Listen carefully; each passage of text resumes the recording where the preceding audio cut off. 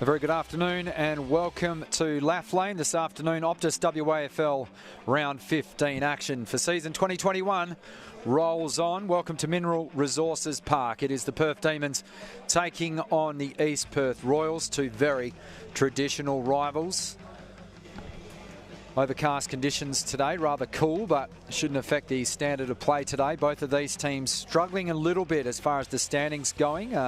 The Perth Demons have lost their last 4 games in 2021. Losses to Subiaco, that was in fact twice, and a loss to South Fremantle and East Fremantle respectively, after a very promising start to their season. Well, the Royals have started to correct their early season woes. They've won their 2 out of their last 3, claiming the scalps of the reigning premiers, South Fremantle Bulldogs and the Peel Thunder. As we see currently on screen, Matthew Sinclair, the captain of Perth. All time, these two teams have met 331 times. And it's the Royals with the advantage, 196 wins to 134 and just the 1 draw. However, Perth have won the last 3 meetings between these two teams, and their last meeting back in round 12, 2020. Seems like so long ago, where the Demons prevailed 14-4-88, defeating the Royals 10-7-67. That margin, 21 points, as the teams beginning to warm up at the moment. Currently on screen, Angus Schumacher. Well, we'll run our eye over the team lineups on the other side of this break and preview the round 15 clash. Also, 3 other games running concurrently across WA this afternoon. We'll keep you abreast of all things happening. It is round 15, OPTUS WAFL season, and we'll be right back from Mineral Resources Park. Don't go anywhere.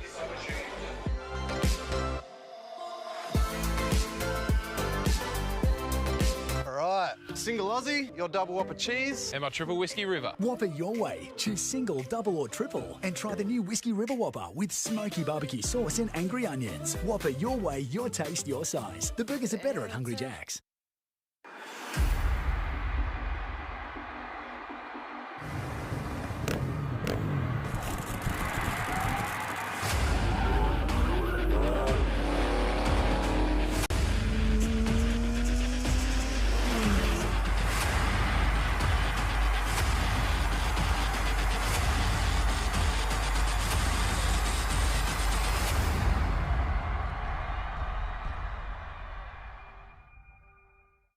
Family time's more fun when you keep it simple. Take a break with Hungry Jack's new Feast Bundle. Get 2 tender crisp chicken burgers, 2 Whoppers, 2 cheeseburgers, 18 nuggets, 4 small chips and 4 drinks for $34.95. Only at Hungry Jack's. Welcome back to live OPTUS WAFL action. Round 15, Mineral Resources Park here in the wonderful suburb of Laugh Lane, and currently on screen the visitors, the East Perth Royals, have won their last 2 out of 3 rounds in the WAFL, taking on the Perth Demons that need to stop this 4-game losing skid that they're currently on.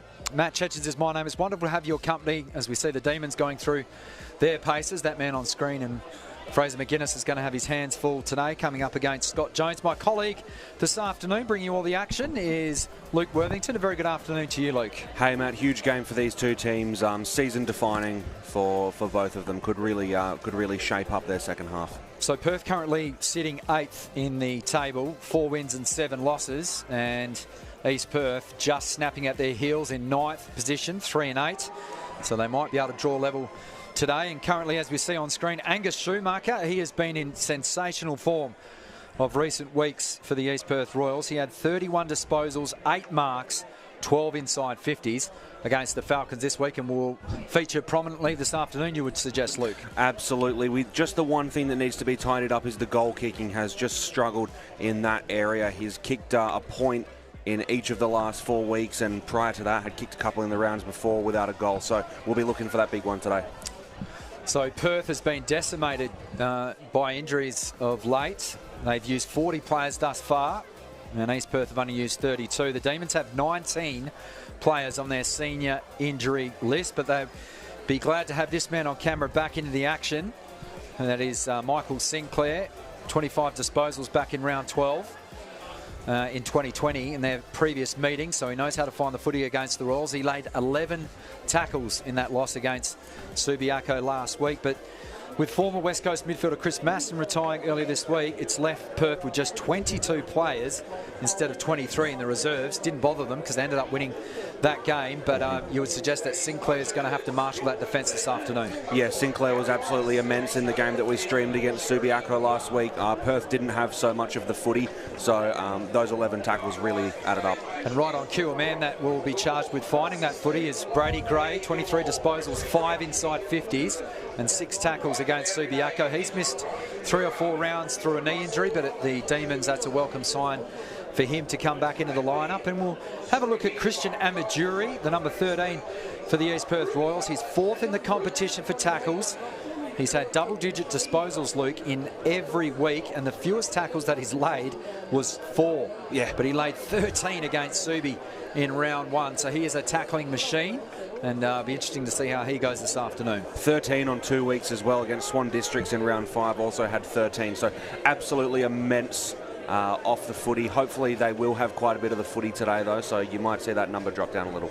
So the players making their way out into position. A couple of big outs as we see that man that I mentioned previously, Brady Gray, played a handful of games in the AFL for the Fremantle Dockers before signing for the Eagles. Never played, but has found a home here, originally from Tasmania. I believe he played for the Burnie Dockers, so he did, yeah. Probably familiar with those colours when he was playing in the AFL, but he's just 25 years old, and for me, he is the Swiss Army knife for the Demons. A lot will hinge on his performance today. And like we said before, you know, 6 tackles, 8 tackles the week before that, 7 before that, 9 the week before. In the last month's worth of games, he hasn't dropped below 6 tackles. Really high average, getting a lot of disposals. Has rarely dropped below 20 this season, only the one outlier with 10 a few rounds back, so he's going to be, like you said, the Swiss Army knife for them today. So crucial. The East Perth forward line, you've got Magros kicked 20 goals, Simpson with 18, Dobson and Young. They're going to be a handful for the Perth backline, including Taylor, Sinclair, Zach Hill and Jacob Cornelio. Jack Bird, 14 games in Colts. In 2019, he makes his league debut today. And Jack Avery, the 5th league game. Now, you couldn't script that, Avery and Bird alongside each other as round 15 begins. There's 3 other fixtures today in the OPTUS WAFL season. Swan Districts hosting South Fremantle, West Perth taking on the Sharks, and Subiaco against the West Coast Eagles reserves. And our round concludes tomorrow with the Thunder hosting Claremont. It is the Demons with the first forward 50 entry. Bit of a chaos ball. Trying to get up was Stubbs. Smothered the hand pass and is allowed a chance for the Demons. He gets taken another good tackle by Corey Watts. And the umpire says no prior opportunity. Thanks to Front Row Screens, bringing you all the action today. Also KCA Site Service and Fugro for their scoreboard. The Matt Williamson LED scoreboard just in screen at the moment. Here come the Royals on the defensive edge. Hand pass received by Schumacher. We mentioned him as he goes down the line looking for a teammate. It's going to be outmarked Nick Robertson. He's a welcome addition back to the Royals for the last couple of weeks. Former Brisbane Lion player in the AFL. So the Demons look to head up towards right half forward. And on the scene is Fisher. Receives the hand pass now. Has to kick off a step. Up towards Stubbs. Bit of heavy body work. And the umpire spotted a hold right on the scene. So offering his services in the pocket. Kick goes towards Nicholas. But he had to beat a 2-on-1 and the ball spiked out of bounds by Jacob Basando. He's been in pretty good nick throughout the season as well, as we've got our first boundary throw in, just 10 metres around. Perth kicking to the left of your screen. It's the Graham Farmer end of the ground, and East Perth in the black and blue kicking to the right of your screen, the Vic Park end of the ground. Socket off the ground, almost Falcon Fisher. Players have to scramble for it, just 30 metres out from the Demons goal. Lending his assistance there is Giblet.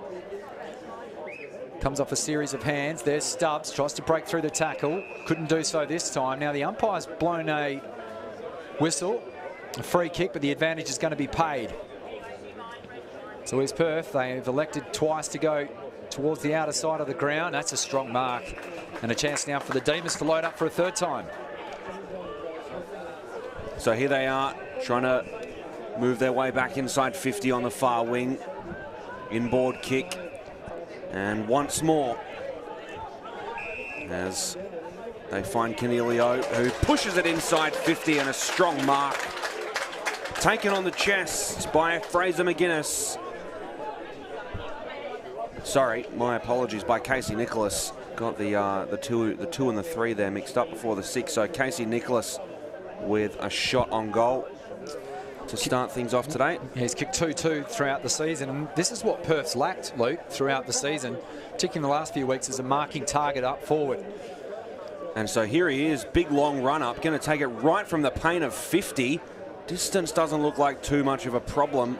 That was a big kick, but it just went through the right-hand side. About a 55-metre kick there from the run up that he Big had. out today for the Royals is a Jang, who has been phenomenal in the ruck with that double-headed monster with Scott Jones. In fact, combined they lead the WAFL in hit-outs as Jones takes one on his chest right in the nick of time there, but he's also a resting forward as well. He's kicked 4 goals, so that'll be a big out today and might allow Christian Ayres and Fraser McGuinness maybe a bit of an easier task than what they might have first thought. So now the Royals just trying to edge their way into the 50. Chip over the top to left half forward. Finds Hill. Hill a right foot kick in deep into the forward pocket, and it just went off hands. Robertson was the target. So that was Jack Avery, just his 5th league game. And we said Jack Bird, congratulations to him playing his league debut. He played 14 games back in 2019, so must have been playing being one of those ammo top-up players, and we wish him all the best today. Ball went off hands, hit the ground, big wrapped up tackle there. Ed Simpson was there. Yeah, Ed Simpson not playing games today, just absolutely flattens Oscar Bird. the meat Welcome and to the the big sandwich. time. Yeah. There we go, ball goes to ground. East Perth crumb it and brought straight down again. Now trying to collect it is Bird. Might get pinged here. Bird, yeah, not quite. So Corey Byrne's going to have to play a big part today. Luke, he's 8th in the competition in tackles. He's going to have his hands full with the East Perth midfield, you would suggest, this afternoon. Now Perth looked like they could have got a jump there, but not quite. Heavy pressure from East Perth. 2 Demons collide with each other. Trying to collect it now is Masando, but Perth have got the better of it. Moving their way down the near wing. Chip went through. Now with the footy is Magro. Magro with the left foot kick pushed it to half forward. And it was tipped off hands and out of bounds. Yeah, well done, Matty Rogers. He's been out of form, it's fair to say, throughout the last couple of weeks. I believe he was dropped to the reserves, but wonderful player. Kicked that historic goal last year to seal them a spot in their finals. So the shallow boundary throw-in comes in. Trying to edge his way to the front of the pack was Jordan Reid. East Perth get the clearing kick to a one-on-one contest. And running out of tarmac as Nick Robertson just escorts Jack Avery across the boundary line, hoping for a 5-star review. And East Perth ring in the changes. Coming off the interchange is Aidan Lynch. 10 inside 50s in their previous meeting all the way back in round 2020. What a fantastic player he is. Reid gets out pointed this time. Jones fed it off to Ramsey. Kicks off a step. So leading the chase now will be Nick Merritt. Can he keep his feet? Not this time. Well done. The Demons defenders. Connor Singh rather. Kicks out towards Fisher. It sits kindly for him. Ball continues to roll. Masando had it chopped off from him. Numbers inboard. Nice little 1-2 there from Ramsey. Off to his teammate. They kick up towards Robertson. Well spoiled again. Here comes Singh.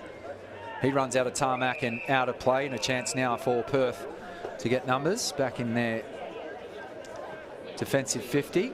6 3/4 minutes have travelled on the Fugro scoreboard. Just the one behind for the Demons. So Reid looks to be pitch hitting in the ruck.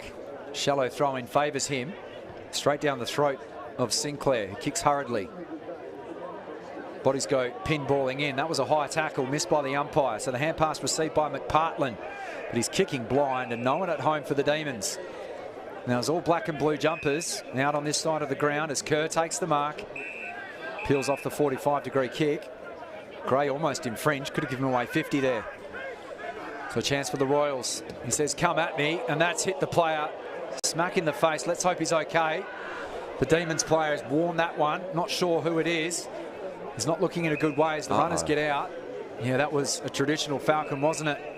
Hope that that player's okay. So the ball comes back inside 50. Luke, you keep an eye on that. And the juggled mark has been taken. In fact, no, it was offhand, so the umpire hasn't paid it. And we'll have a ball up, and we can have a look on the turf at the moment. As you can see, in quite a bit of distress. Let's hope that that player's okay. East Perth with their first snap from Robertson, and he kicks truly. So the pressure was mounting, a couple of inside 50s, and Nick Robertson, the recipient, kicks his 5th goal of the season. And the Royals get the first major of the afternoon. Brady Gray makes his way off the ground. It'll be interesting to see if the umpires will just hold up play now, as we've got a Perth player still prone on the floor. Yeah, I think as we'll have a look at this goal, and it was just sharked out of the ruck from Jones. Clever hands from the ruckman, and Robertson makes no mistake. As we said, he missed a lot of football earlier this year. It's great to see him back now. The Demons player is up and conscious by the looks of it. Doesn't look in a good way, but we wish that player all the best. Making his way off the ground. I think it might be Casey Nicholas. It is Casey Nicholas, yeah. So he jumped here on the broadcast wing to try and smother the ball and managed to cop it, the full brunt of that kick to the face, and he comes off the ground, and quickly Fisher, who only just momentarily came off the ground, takes his spot on the ring. But as you can see, if you're friends or family at home of Casey Nicholas, he's up and about, so that's good news. And we're ready to get back underway in the middle. Skew if bounce might have to be recalled. Nope, okay. As play continues, socket off the deck by East Perth. Trying to run onto it was Scott. He got wrapped up. Now with the footy, it's Byrne. Left foot kick in to left half forward. Moving it out of the tackle was Carey. Going to ground now. Strong East Perth tackle. The umpire will bring it in. A few extracurriculars after the whistle. Yeah, well, there's no love lost between these two teams, and Jack Cooley is not taking a backward step as the wrestling continues. And play continues as well. Trying to crumb it now, the Demons. Left foot kick around the body. Goes through. Not through. Yeah, offhand. Just to the left-hand side. Yeah, I'm not sure what Rogers was planning on them. If that was a snap for goal, probably could have done the same thing and put that up to the kickoff line. But I thought it was not quite an attempt at a centering kick, but here we go. As they go up for it. Jones pushed it to ground. Demons with the footy now. Goes straight back down. Umpire might have it again. He will. No, it'll be a free kick given for the Royals. So Jack Cooley's bit of aggression manages to pay off for him. Luke wins the free kick. So East Perth going straight up the middle now. Big marks taken by Jones. He moves it quickly. And the kick could have been a little bit better, but it took a lucky bounce. Now East Perth moving it as the handball went from Edwards Baldwin, and he got wrapped up. And now with the footy, it's Magro. Left foot kick inside, and the strong overhead mark is taken by Hill. Tell you what, well done, Magro. That kick was literally pinpoint. As you saw him just spear it onto his left boot, and he's had a tremendous season. He's a live wire in the forward line. He's a good forward tackling player as well, and then laid that silver service lace out for Shane Hill. Put it right in the spot where the defender couldn't get a fist through it. So Hill has a slight angle, maybe about 40 metres out, the man on the mark. And that one just sails through to the left-hand side. So East Perth, really good build-up play. Took a lot of guts to go through the middle like that, and caught Perth short through the corridor. And now Perth trying to catch them short through the corridor one more time over the top, and then kicks it through for Carey, who runs on goal, and it just goes through to the left-hand side. A big wasted opportunity for the Demons there, unfortunately. Yeah, disappointing effort, but I mean, players, as we see in the level above, have the skill to put that through. Dribbling, unfortunately, it didn't pay off this time. The ball skidding to the left-hand side, so they dodge a bullet, East Perth. They just seem to be using the footy a little bit better at the moment. They got caught napping there. Kai Wilcox to the outer side of the ground. Offering his services short was Young. His lead ignored. Again, East Perth with a lot of numbers in the corridor. Awkward spinning ball, and somehow that lands on the chest of Nick Merritt. Steps around the mark. Kicks dangerously inside the middle of the ground. And he's turned it over to Fisher. So Fisher brings it broadcast side. Perth looking to hit him on the fast break again. Bird chips over the top. It's okay in the end because Byrne can run on. Kicks further afield. Good hard running. Gut running from Christian Carey. And allows himself a chance to make up for that earlier miss. That was good running from him. He started in the middle of the square and managed to make up a lot of ground and takes the good mark. Fisher started this game brightly too. He's a player that definitely goes both ways.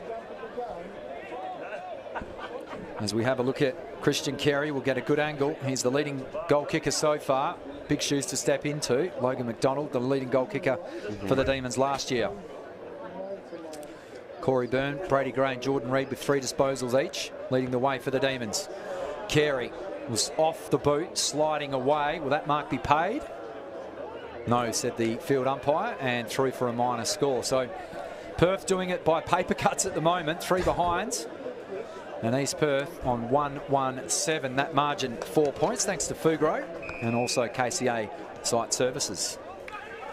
East Perth moving it with intent through the corridor. Handball goes off to right. Now the bomb inside 50 by Young, trickling in the forward pocket.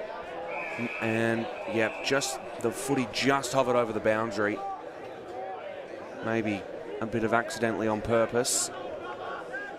Magro wasn't too thrilled about that. Angus Scott and Christian Amaduri, 6 and 5 disposals respectively, leading the way in that category. Back underway, ball goes to ground. East Perth crumbing it, wrapped up hard in a tackle is Schumacher. Umpire will have it. Stopped in his tracks, Schumacher. By Brady Gray. We were talking about him before the game. Ball goes to ground again. Oh, that's a throw. Was a throw, but not picked up by the umpire. Avery, handball out wide, McPartland. Kick goes in to the near wing. Might trickle out of bounds, it does. In pursuit of the footy there was Blee. Well, Giblett was, he had a 2-on-1 against his favour and managed to just use a bit of his bulk and size and just managed to force that stoppage. So probably the next best thing there for the Demons. They'll never be complaining about that. Back underway. Collecting it straight out of the ruck. Perth. Oh, was Reid, and a bit of a tough one there. Going to ground is Singh, and Singh gets wrapped up. Byrne booted it out of there. Now collecting it is Blee. Blee gets the handball off to Cooley, and now kicking it through the middle, Ramsey. Just to the top of the paint of 50. Push in the back. It was a push in the back, so unfortunately Avery has gone and shoved Robertson right at the top of 50, and Robertson he's going back it with looks intent. like he's going to back himself here. Well, there's no wind, not a breath of wind today. No. So far. So the man on the mark. His heels are on the, have a look at this. His heels are almost on the edge of the bullseyes. Yeah. And he's lining up a drop punt. Man on the mark, about 53 metres. He's either overly confident or optimistic. Let's see which one it is. So Robertson, what can he do here? A long bomb. Oh, wow. And wow, the distance wasn't a problem at all. I wish I could hit a golf ball that far. He's just kicked that. So the minor score for Nick Robertson. He's managed to register 7 points today. Bit of indecision from Sinclair, or rather Taylor. That's pretty rare for him. And he goes out towards the outer side, and Rogers takes the mark. Started his career here before heading over to the Black Ducks of Swan Districts. Stubbs. A couple of mullets out there today. Going to be tough to pick who's who. Poor kick. He's turned it over straight down the throat of Masando, who ran into trouble. Hand pass into the middle of the ground now. Ramsey. Still time on the ball. Schumacher.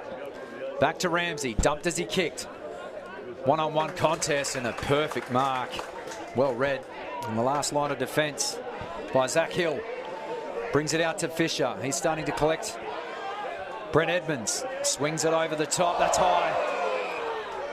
And that should be 50, I think. Well, if it wasn't that one, it should have been for Cooley. He's shown his aggressive side in the early stages of this game. Might be some Perth players that are looking black and blue at the end of this game. That's a great, well-weighted pass. And taking the mark right in front of Magro's Jai Clark can use this new rule to his advantage. Up to the kickoff line. Stubbs on the scene, off hands. Judging it well was Will Cox, receding ground back towards his defensive goal square, but he did it perfectly to Angus Scott. Coming up on disposal number 6 with this one. Didn't travel the required 15, but East Perth have got numbers, and they've done this well throughout the afternoon. That ball just pitching at Wright's feet. So he gets onto his left. That was precision at its best. So the Demons defenders scrambling. They got one out over the back. Fast break footy is going to pay off. We'll have to bring it back because the mark's paid, not a free kick. So Matthew Young was hoping to slam the ball into the Mineral Resources Park offices, the West Coast Eagles headquarters there, but he's been pulled back, and rightfully so, by our field umpires. Rob McCaw today, Lockie Fahey-Gilmore and Keegan Titterton. Standard of umpiring this year has been excellent. So Young, his first sight at a set shot this afternoon, this to make it double digits on his season, and he obliges. Biggest lead of the afternoon, the Royals moved to 2-2-14, and the Demons just treading water at the moment. 3 behinds on the, thanks again to KCA site service, and also Fugro sponsoring the scoreboard. The Royals have been able to commit numbers forward without being caught themselves by Perth trying to. Well, the only time they got caught out was when Carey strolled in the open goal and missed. Yep. But apart from that, their timing of their counter-attack has been pretty good so far. And Christian Amaduri up to 7, also Angus Scott. So the Demons might want to put the handcuffs on them ASAP, because they're getting off the leash and racking up plenty of clean footy at the moment. 3 tackles for Edwards Baldwin as well. 2 for Ramsey and 2 for Watts. Just the one more inside 50 so far for the Royals. You wouldn't think so according to the scoreboard. It's just the Demons have to make use of their chances. So now with the footy was McPartland. Pushed it forward where it was socked by Reed. Inside 50 now, the kick from Gray, and going up for it nicely was Giblet. Hasn't kicked a goal this year. In fact, he hasn't hit the scoreboard, so a big chance for him. And these are the ones they have to make. I mean, 20 metres out. It's almost like in golf when you're sort of 80 metres from the pin after you've had 8 shots like I have. And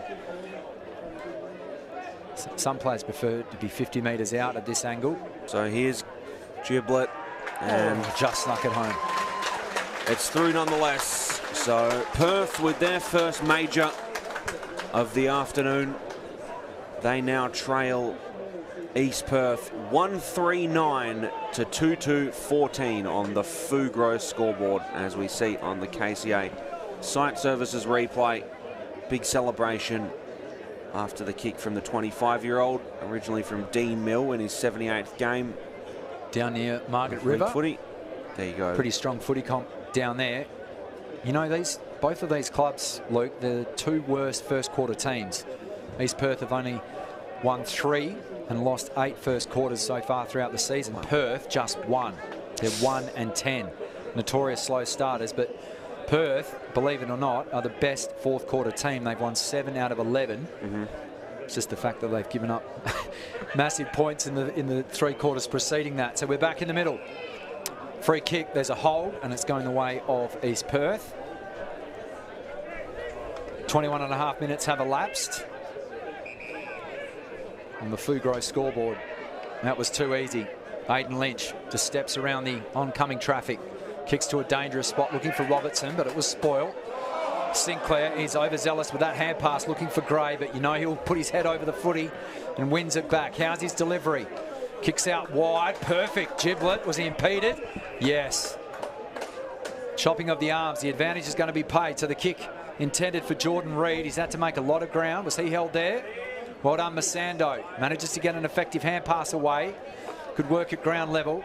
They're receding ground, but they're maintaining possession. Jones. Well, he turned like the Titanic, but it was ineffective in the end with a hand pass. They turned it over. Gray dumped in the tackle. Hacked off the ground by Magro. Manages to make 15 metres through the corridor. East Perth with numbers on the side of this pack. Can they be clean? Still a chance to win the ball at ground level. No heat applied from the Demons. Up towards Robertson. Is it going to be touched?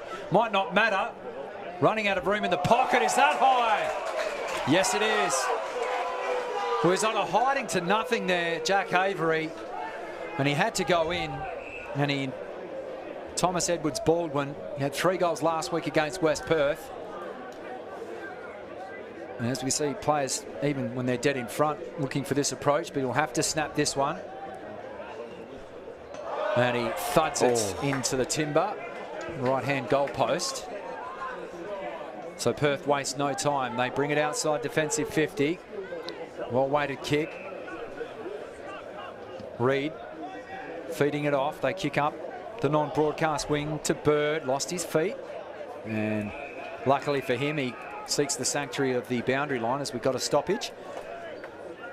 2 kicks out from home.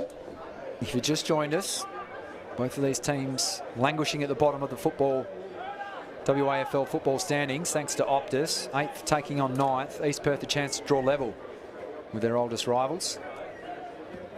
Edmonds kicks under duress. And we'll have another stoppage at right half forward. East Perth, you wouldn't think it from the start that they've made today, Luke, but they're actually the worst in the competition statistically for laying tackles, whereas Perth are 4th. So it looks as though they've come out with real intent today, and they're laying numerous, and just the aggressive nature in which they're laying those as well has been a feature. Yep, a lot of players with a tackle, and 3 of them in double digits so far. Sorry, in more than 1 so far, as the ball trickles inside their 50. Collecting it nicely over the top was Robertson, but the ball goes straight back to the Demons.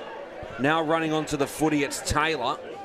Taylor kicks it across nicely, and running back with the flight of the ball was Canilio. Signalling. Well, Taylor wants the ball back at full back, and he's just been ignored at the moment, so you want this kick to pay off, and it has. It was a nice kick that went over the top through to Edmonds. Edmonds, a quick one through the middle, finding Rogers. Great decision straight from back Rogers. to Edmonds, playing a bit of 1-2, and a good break up there by East Perth as Lynch moves it out to the far wing. And they continue up that side, electing not to go for the inboard kick and slowing things down again. East Perth trying to take a bit of air out of the game. Kick inside the corridor, finds Schumacher. He's been important today. Went for the torp out wide, but didn't get all of it. Andrew Fisher with the footy now. The Demons faithful appealing for 50. Well, he dropped the footy and was trying to con the umpire, I think, but he was having none of it. So now Jai Clark with a chance to push it inside 50. Ball travelling towards goal. Nearly got smothered over the line, but didn't. Holding on to it now, and right in front is Carey. Snap around the body. He scores. Perth tie the game, 2-3-15. They sit alongside East Perth, also 2-3-15 on the Fugro scoreboard. You've got to give the assist here, obviously, to Giblet, because he's already had 1 goal and a definite assist there. That was superb in a one-on-one body. And we've seen that he's quite strong, big man, and manages to just pave the way for Christian Carey to kick his 18th goal of the Optus 2020 season. Matt Chechens and Luke Worthington bring you all the action. Optus round 15 WAFL action from Mineral Resources Park here in Lathlane. Ideal conditions. Not too cool at the moment. Hoping to hit about 16 degrees, and hopefully the showers will stay away. It's been a pretty high-skilled game so far. You wouldn't think both of these teams languishing at the bottom of the table. So we're back in the middle.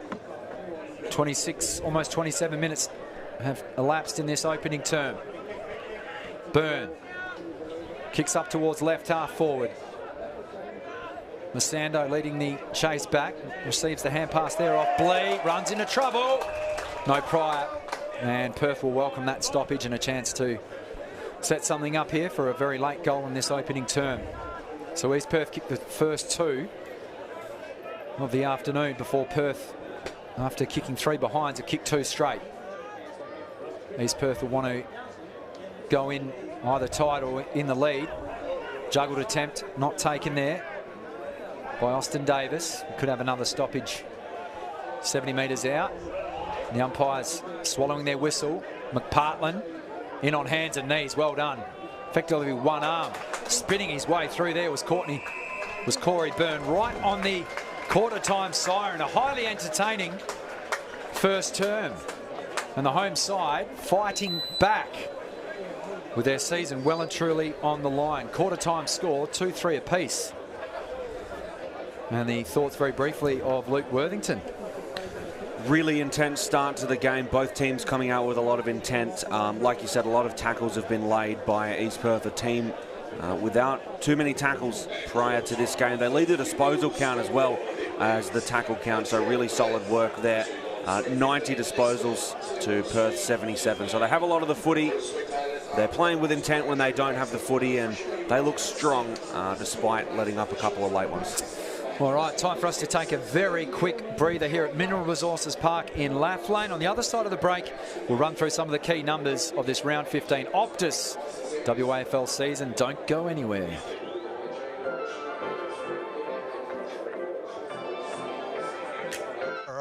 Single Aussie, your double whopper cheese. And my triple whiskey river. Whopper your way. Choose single, double or triple. And try the new Whiskey River Whopper with smoky barbecue sauce and angry onions. Whopper your way, your taste, your size. The burgers are better at Hungry Jack's.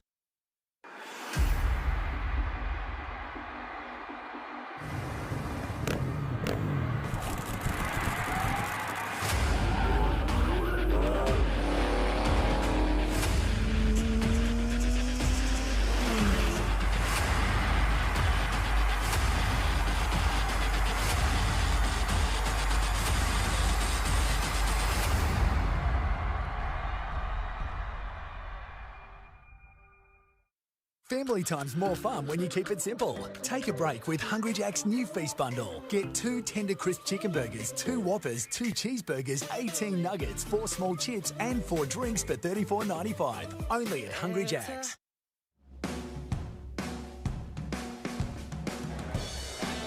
The Royals, Nick Robertson, one of our goal kickers this afternoon, getting the first of the afternoon, just getting addressed by the coach along with the forward group. It's a bit of a slow start from the Demons, which has been a bit notorious of their 2021 rather season, the Demons.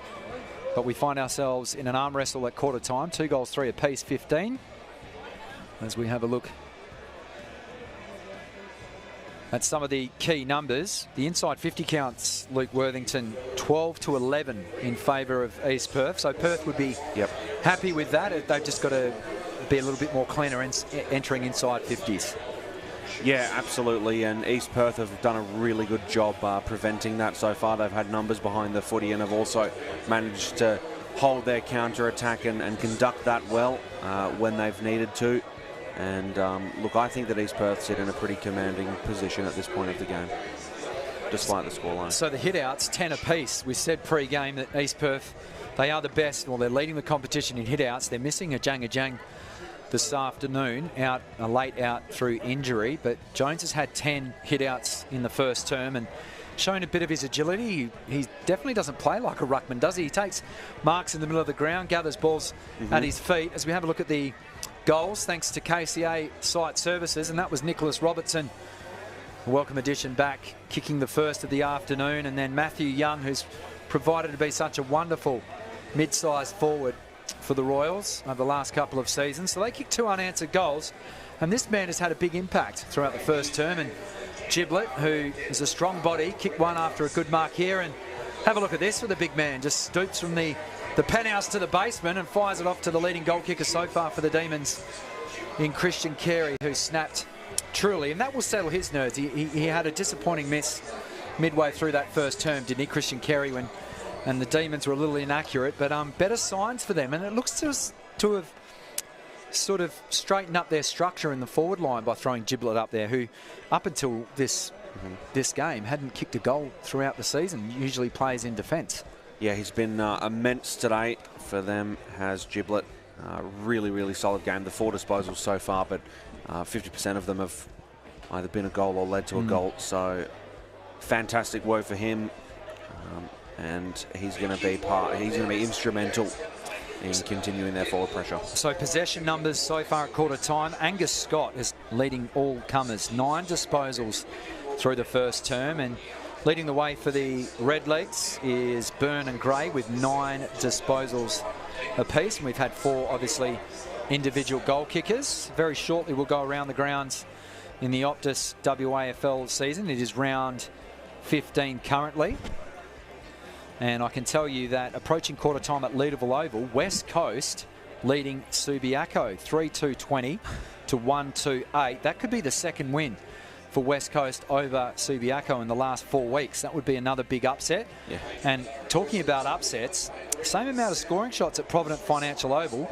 Quarter time, East Fremantle 5 straight 30, leading West Perth 1-4-10. That would be a bit of a boil over, in my opinion. And live at Still Blue Oval, approaching quarter time, it's South Fremantle 2-2-14 to Swan Districts 1-1-7. And just reminding you that Peel Thunder and Claremont take on each other tomorrow. That's Sunday, July 18 at David Gray's Arena down in Mandurah. Now, I did say to Paul Persick during the week on radio that Swan Districts and South Fremantle would play out a draw.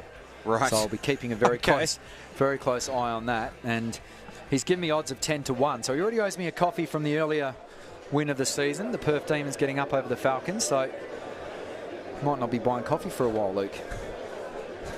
So both teams making their way back out onto the ground. How will the Royals' defence stand up? They've been giving up on average 87 points per game to their opponents. That's the second worst in the competition, only better than the West Coast Eagles reserves. So Perth will fancy their chances. Decimated by injuries. If you just joined us, 19 names out of the Perth Demons across, obviously, the league and reserves team. They've had to call upon a debutant today, and they have had Sinclair back for a couple of weeks, and Brady Gray, who I think's one of the best 5 players in the competition when fit. So he'll be starting on the ball. Jordan Reid has done an admirable job on the ball. He'll lock horns with Jones. He's giving up a lot of centimetres and kilograms, but he's shown good athleticism.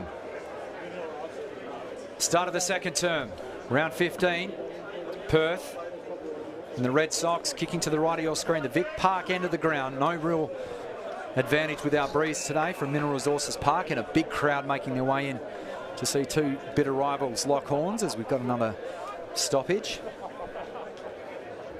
I know my little boy's coming along. Little Toby's coming along for his first ever game of waffle. His grandfather played for West Perth, so I'm doing my best to keep him out of that colours.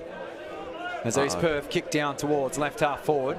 Was that a free kick? No, said the umpire. Smart work from Shane Hill. However, the kick let him down, so a chance now for Perth to come forward. Awkward spinning ball.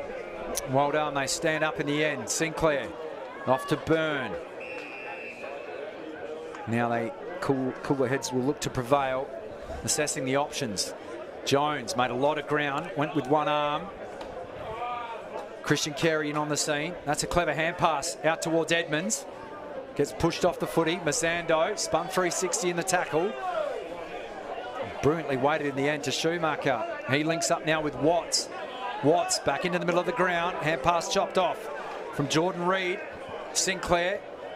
Perth come back inside 50. No one at home, but there's no one on the goal line. And it goes through. Well, somehow that ball took a couple of breaks.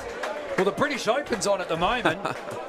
We saw Louis Oosthuizen sink a couple of putts. That was like a 30-footer. Yep. That just snakes its way and found its way to the cup somehow. Have a look.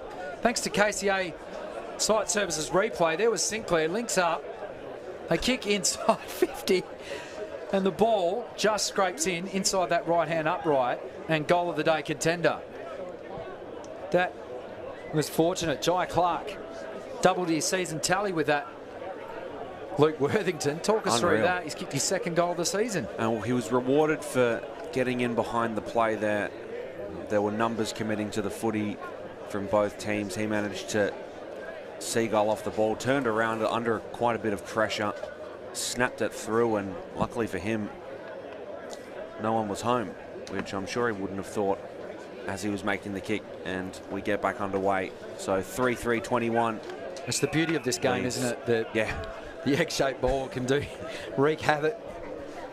At the end of the day, it's a bouncing egg-shaped ball. 3-3-21 leads 2-3-15 on the Fugro scoreboard. first real lead for Perth. They had a couple of early leads in the first term, but only by a couple of points. Kerr running with it, takes a bounce, pushing it towards goal.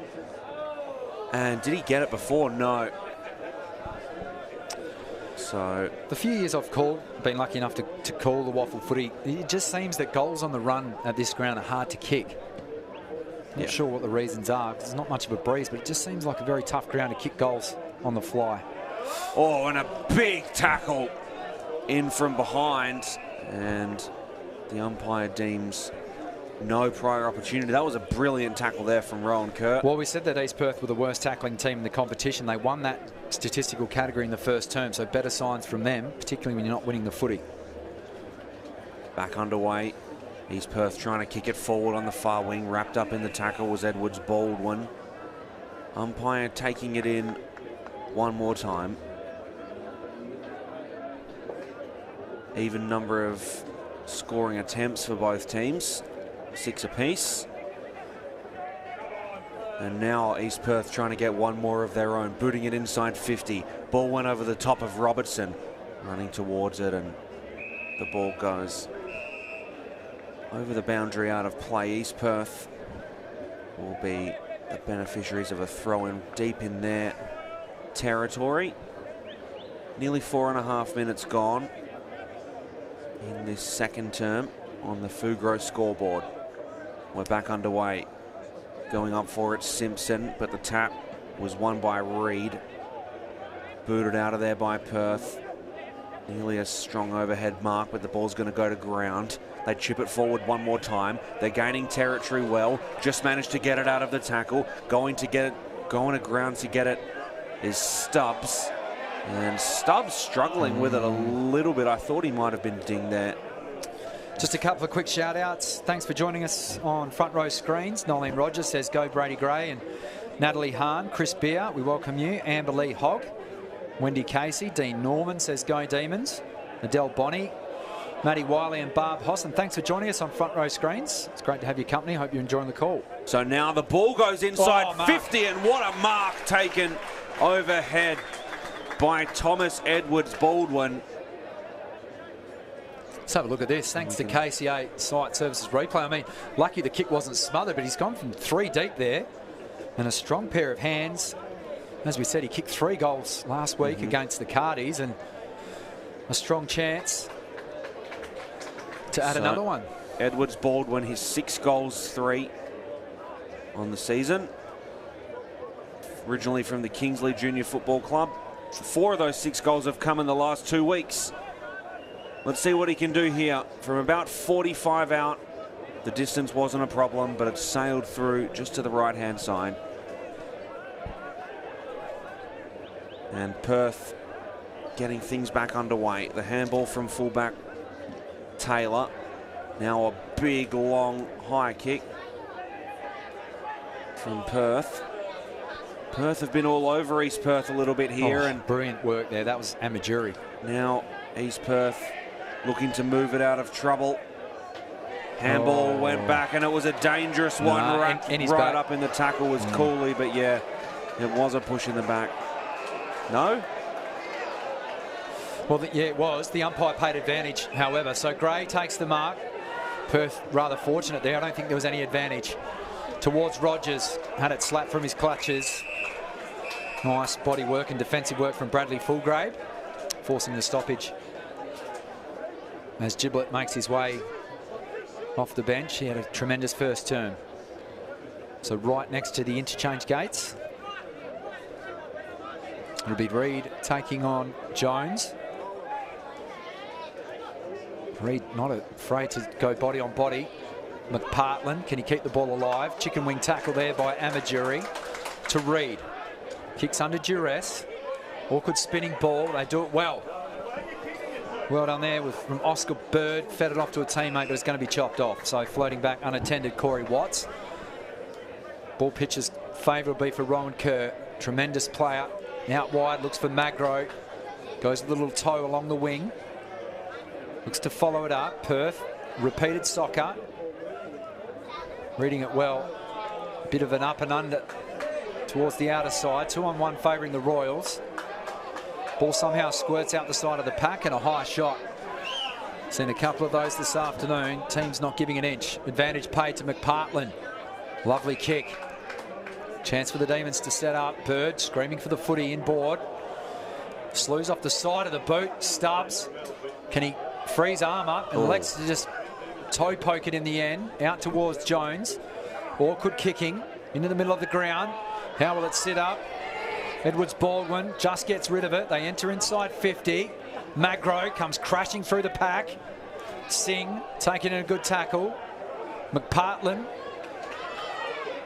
Ball drops kindly now for Hill. Hill looks to assess his options and he's spotted one. That was a beautiful play there from Simpson. Simpson saw the numbers being drawn into the pack, managed to sneak in behind his man, and the kick came flying in from 50. It was a beautifully well-weighted kick, but Simpson read the play incredibly well there to get in behind the pack, the 24-year-old.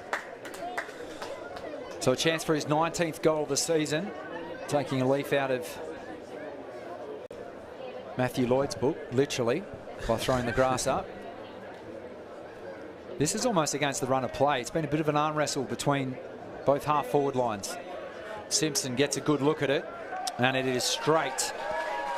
His first. And answers that first goal, that fortunate goal by Jai Clark earlier in the term. 9.25 minutes have travelled on the Fugro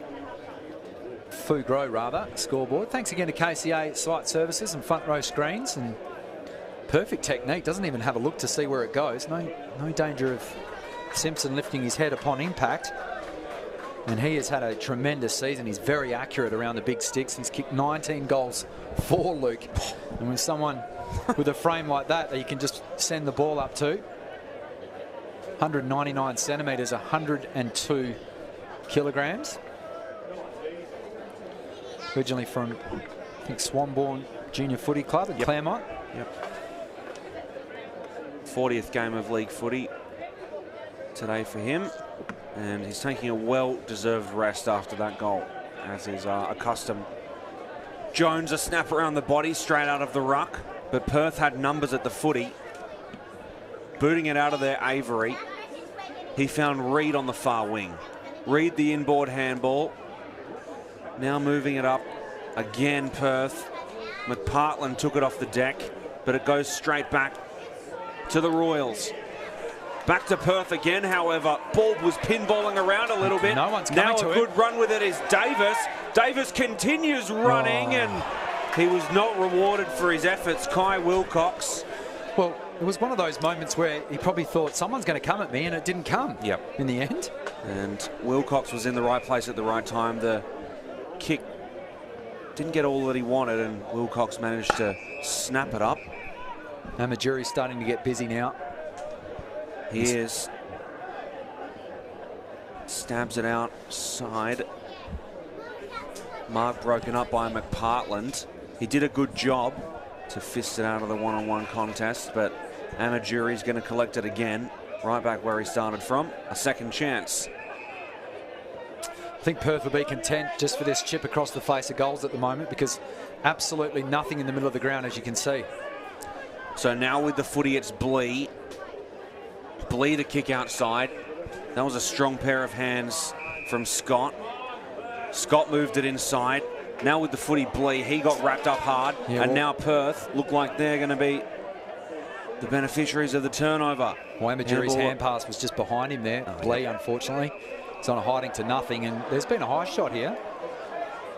Not sure why that's not down the ground. It's going to come back into the hands of Mitch Brown. So Perth still with the footy. Brown, the kick across to Taylor. They've done okay to nullify Magro at the moment. And they switch it outside for Singh. Singh didn't weight the kick as well as he would have liked to. Clark couldn't get it. Jones broke it up. Now Robertson. He pushes the handball outside to Edwards Baldwin, who kicks it inside. Magro's running for it. Just needs to beat one. Got muscled hard off the footy, and does that one get in? Not quite. And a really, really good play there by Avery. 1-on-2 contest. managed to save even a single point being scored by the Royals. Now Perth are coming back the other way with a lot of space on the outside wing, chipping it through. The footy finds Clark. Now Clark running with it. Beats one, pushes it on goal. Down the ground. And a down the ground free kick for Clark. I'll tell you what, take a bow, Jack Avery. It all started with him. He was on a hiding to nothing, put Magro on his backside, backed himself, clean disposal coming out. They slingshot down the other ground. And Rogers, this will favour him because he's a left footer. Rogers, always good for a couple for his first of the day. Missed. And he might have just rushed that a little bit, I think.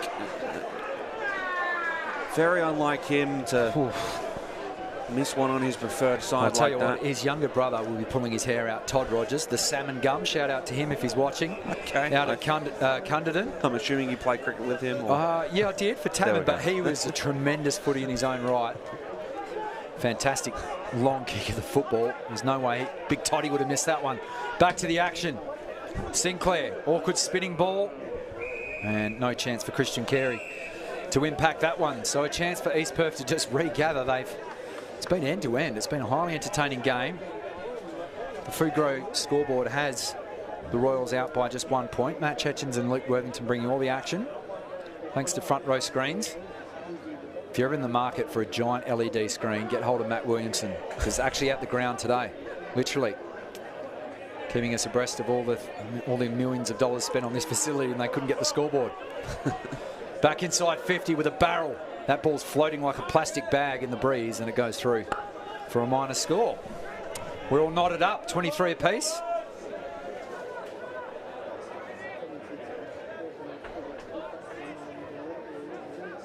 Who's the greatest number 23 in all sport?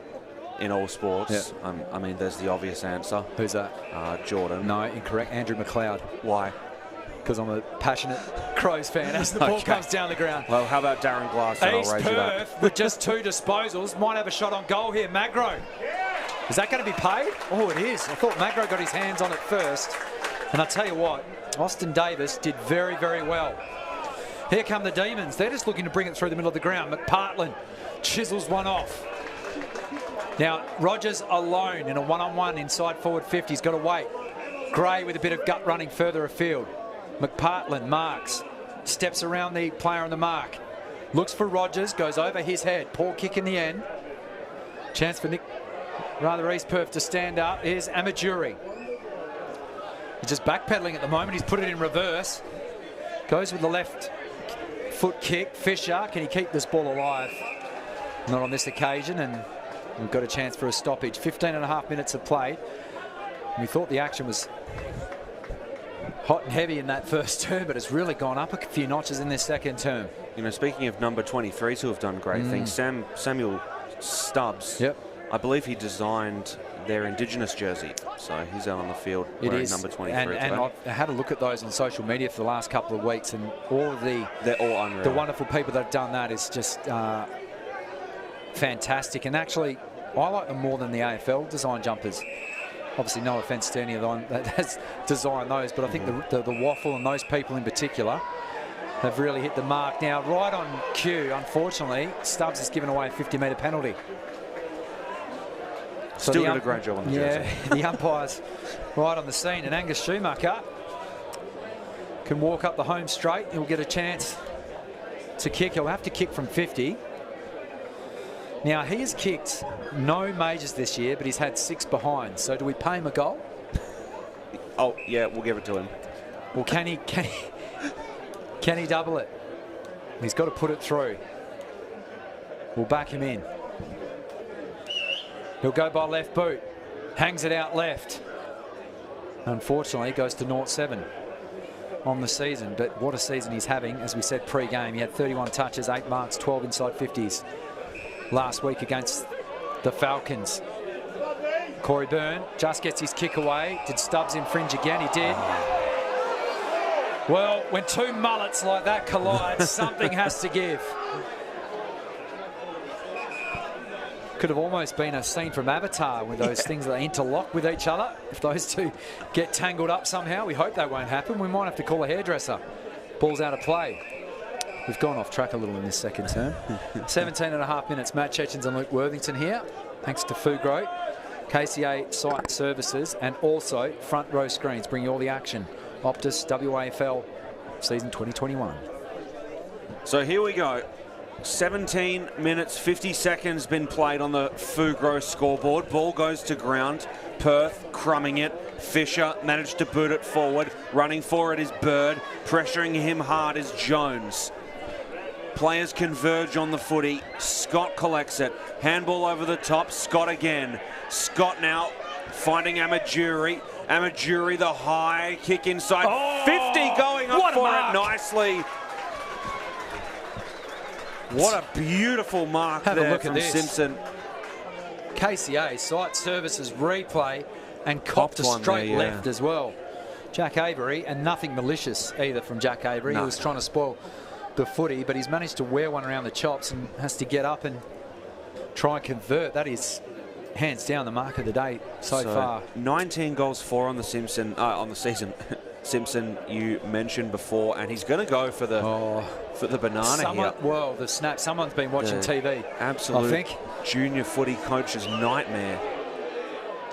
And it's no problem at all. Makes an absolute mockery of it. Beautiful kick.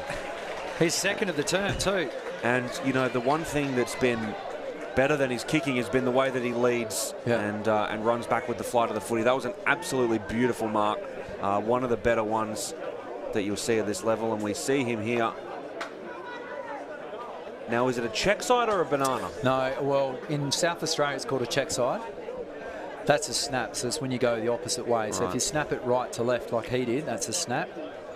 If you're in South Australia, if he's doing it the other way, bananas, it's left to right. Yep. Okay. It's okay, mate. I'm only on school holidays. I'll still keep educating. That was a wonderful finish. So Jones and Reid. This has been a fascinating duel in the ruck. In fact, they've taken Reid off the ball now, and Christian Ayres comes back on. He's been a wonderful servant of the Perth Demons Footy Club. I think he was originally from TA's, just down the road. Jones outpoints him with the left hand this time. With the run of it is Ramsey. Can he gather? He's got two Demons to beat. Lays the tackle on Gray. Is that correct disposal? Oh, maybe below the knees as well. Players are absolutely pinballing around at the moment. Slick hands from the Demons. Allows Gray a chance to kick down the non-broadcast wing.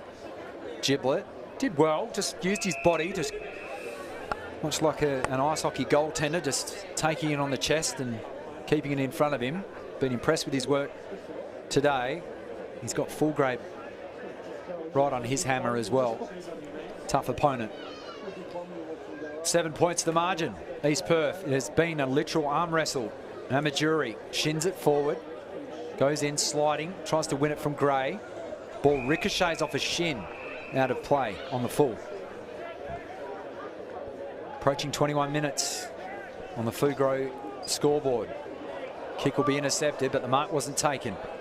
Did well to butter up. Austin Davis showed too much of it. Now East Perth can rebound. They come back inside 50. Simpson flew from behind, couldn't take the mark. Hill to Taylor. Fed it back to Fisher under heavy pressure. Now, how will the umpire see this? Because he was knocked as he kicked. We watch, we wait. He's been pinged. That is rough. I mean, he did well to shark that footy off the back of the pack, and then to get pushed as he kicked. I think that's a little stiff. Anyway, Angus Scott, the recipient, 2 kicks from home. Gets close to Stubbs, the man on the mark. Spears one towards Simpson through his hands. Hacked out of the air. Magro looking for his first major. Won't do it on this occasion. And Zach Hill on the last line of defence, literally, for the Demons. Comes with a 30-metre pass through the arms of Reid. Players come sliding in. Stubbs, one of them. Now, did he rake that one back in? No, the umpire says, give it to me. We'll ball that up. 22.25 minutes travel. Just taking a look at Wilcox. Unreal look with the long sleeve under the actual singlet rather than just wearing a traditional long sleeve. Don't mind that at all. Snap around the body, goes inside 50 from Scott. Takes a bounce. Demons collecting it. Tell you what, I've loved his work today, Avery. Showing good composure at the moment. Drinks on him after the game. Ball goes forward, and yeah, unlucky there. Got caught behind. Yeah. Well, just had too much air under it. And Jack Cooley, he doesn't need a second invite to go and put some physical pressure on an opponent, nor does that man, Nick Robertson. Brett Emmons has to scrape himself off the turf. Wasn't helped out by his teammate at all there. So, we continue. Jones tapped it. Robertson tried to get there, but now with the footy is Singh. He booted it forward. Went through a couple of one-on-one contests, and holding the man is the call, and East Perth will be the beneficiaries of that one. Corey Watts now. Watts bombs it forward, and nearly a big mark taken there, but Perth still holding on. Robertson, handball around the body, Amaduri. Amaduri kicked it inside 50. It falls over the back of the pack. Now trying to run onto it. East Perth, and they push it forward and score. Jones getting right down and dirty in the forward pocket. He soccers it through, and East Perth extend their lead on the Fugro scoreboard. Well, decided that he wasn't going to get his big frame down, and have a look at this. Just toes it through, good awareness. Have to credit the effort of Reed trying to scramble there on the turf, but all in vain in the end, and that was a good finish from the big fella, who's starting to assert himself with the hit-outs at the moment. They tied at quarter time, but back in round 12, 2020, he laid 9 tackles against the Demons, so like the way he definitely plays smaller, more agile than what his size would suggest at the moment. So missing his partner in crime in a Jang, but kicks his 7th goal of the season. So when he rests up forward, he's capable of those things. The Demons, they will not want to concede another one because it's a game-high lead at the moment.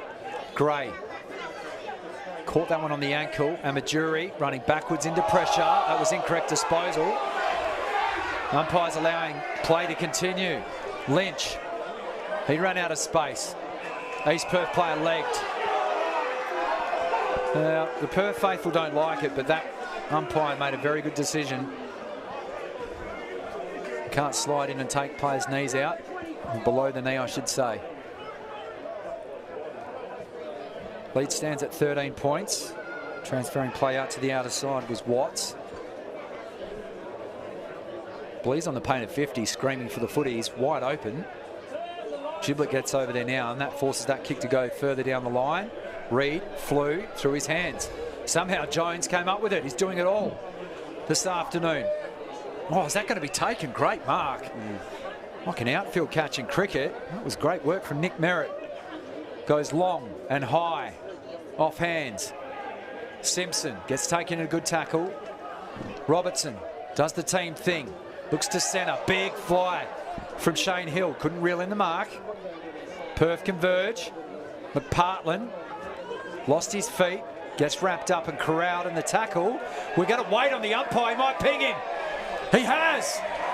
Holding the ball. Well, McPartland slid in on hands and knees and then was wrapped up. He's questioning the umpire, and they come from all angles, but that just shows you persistence pays off because Hill flew for that mark, almost took the specky. Yep. But obviously didn't let the disappointment of not getting his hands on the leather. He just bounced back up, laid the tackle, and a chance now to go back. He's kicked 5-5 through the 2021 OPTUS WAFL season. And this wouldn't do the Demons justice at all with the way in which the game's panned out. So for a game-high lead, Hill punches it through. And that's a dagger to the heart of the Demons that might have to collect themselves as we approach half-time. 27 minutes have elapsed. And just like that, it is out to a game-high lead. 19 points the margin, 6-6-42, leading the Demons 3-5-23. Nice low ball drop, and he just punches it through. Beautiful play there from Shane Hill. From Shane Hill, yeah. And really putting the Demons under the pump here. Not a position that they want to be in. Angus Scott, 17 disposals to half-time, and then Amaduri and Schumacher, 15 apiece. And Matt Taylor leading the way for the Demons, and probably one player on the ground you don't want leading the disposals, considering he plays across half-back. So the Demons need to arrest that. Ball back in the middle. Schumacher gets touch number 16. He goes with the barrel. That might bounce through. Oh, it has. No. Oh, that. If the last one was a dagger, this one's a javelin through the heart. I mean, that was literally a goal out of nothing. He was just doing what he's been doing throughout the last few rounds, has Schumacher. And thanks to KCA site replay, that is one of the best taps you'll see. And he's barreled that from all of 65 metres. And the Demons defender, Zach Hill, couldn't scramble back in time. That is goal of the day. Just having a look at the weather forecast, it does say that there's quite a high chance that it's about to rain. So we'll see how that goes. The only goal I've seen travel longer at this ground in person was Cody Leggett a few years ago, where he kicked one from the bullseyes. And I'm not exaggerating. Now plying his trade at the East Fremantle Sharks. So ball back in the middle. Jones, another decisive tap. The Demons won't want to see another one sail over their head in the closing stage of this second term. Wasn't dispossessed there, so they can kick to a big pack of players through the hands. Well done, Byrne. Scrambled it forward. Hack off the deck towards Fisher. Fisher paddles it towards the line. Well disguised. And they'll throw it in. So the Demons need a quick response. Can they do it? 29.5 minutes, you wouldn't suggest that would be maybe in the last final minute of this term, Luke. So they need one more. Definitely that would be their priority heading into the half. The Demons, as they get wrapped up very tightly. It was great. We couldn't get rid of it. Jones thumped it. Going to ground was Lynch, and that's going to do it for the second term. On the Fugro scoreboard, Perth, they trail East Perth 3-5-23 to 7-6-48 heading into halftime, and East Perth a tremendous effort in that second half. Really started piling the pressure on them, and you know, even an accidental goal at the end really rewarded them for their efforts. Well, if you have a look at how much possession that the Demons had, Luke Worthington, throughout that second term, they kicked the first goal of the second term and had a 6-point lead, and then East Perth with 5 unanswered goals. So it has them with a comfortable lead as the weather starts to set in. They are definitely the happier of the two camps at the moment, as Jackson Ramsey just addresses his troops before heading into the sheds for the main break.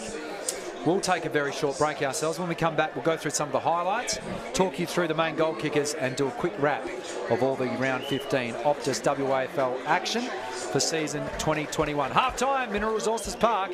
It's the black and blue of the Royals with their noses in front.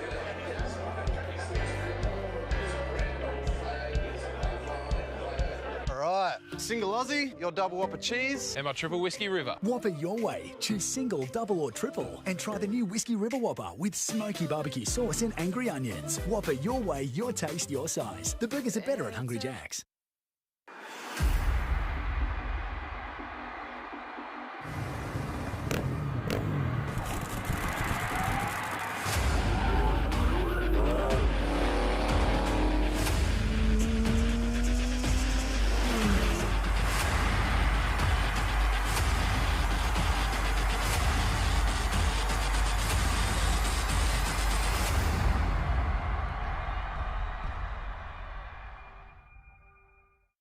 Family time's more fun when you keep it simple. Take a break with Hungry Jack's new feast bundle. Get 2 tender crisp chicken burgers, 2 Whoppers, 2 cheeseburgers, 18 nuggets, 4 small chips and 4 drinks for $34.95. Only at Hungry Jack's. A dark and gloomy Mineral Resources Park, formerly Laugh Lane. as the rain clouds you can see some heavy showers just on the horizon there. Hopefully we'll avoid that. Matt Chechens and Luke Worthington in the sanctuary of the top of the grandstand here, and a healthy crowd witnessing a very entertaining game. Two old rivals, and the Royals, after they went in with scores locked up, it was 2-3 apiece at quarter time. Luke Worthington, they really put the foot down, didn't they? I mean, they allowed the Demons a fortuitous, should we say, first goal of that second term, courtesy of Jai Clark, managing to grub one from all of 55 metres, and Schumacher outdid him with a late goal. But Perth just let East Perth off the chain in the latter stages of that second term. 5 unanswered goals sees them with a 25-point lead at the main break. Yeah, and you can see a bit of the story through the numbers. Disposal count 190 for East Perth, leading the Demons 155, but then East Perth also leading the tackle count, so 27 to 25 in their favour. And while it's an insignificant, amount, 2 tackles, it does show that with and without the ball, they're performing very well. Inside 50s, I think, is where another part of the story is told. 31 inside 50s to 22. Angus Scott has had 4 of them himself, and leading it on the other side, Mitch Brown, he's had 5. So some good individual performances being shown by the Demons, but East Perth have been a very, very coercive unit. Cohesive unit, sorry. Now, that was a distressing scene that we saw before. Casey Nicholas copping the ball to the face.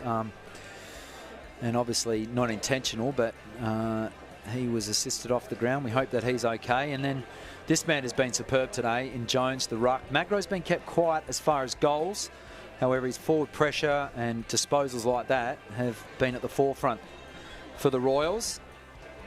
Angus Scott, 17 disposals to half-time. Schumacher, 16 disposals, and we'll see his goal shortly.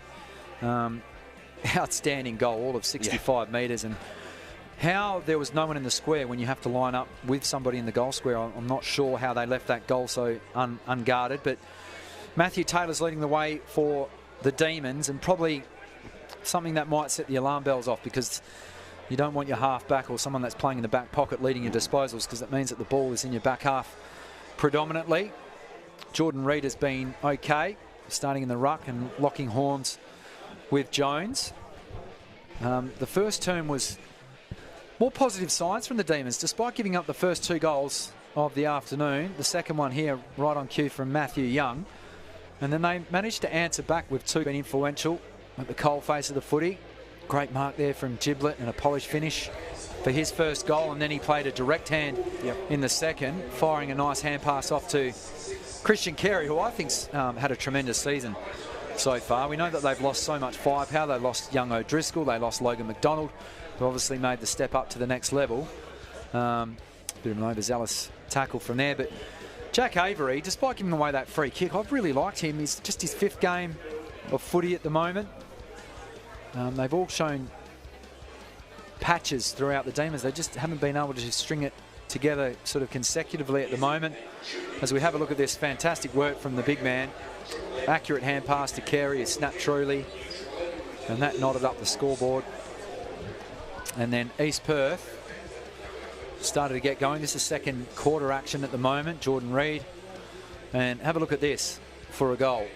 55 metres out, no one at home. And just scraping inside the padding of the goalpost. But that would be all it would be for the Demons, unfortunately, going forward. Hill had a tremendous turn, just popping that one up to Simpson.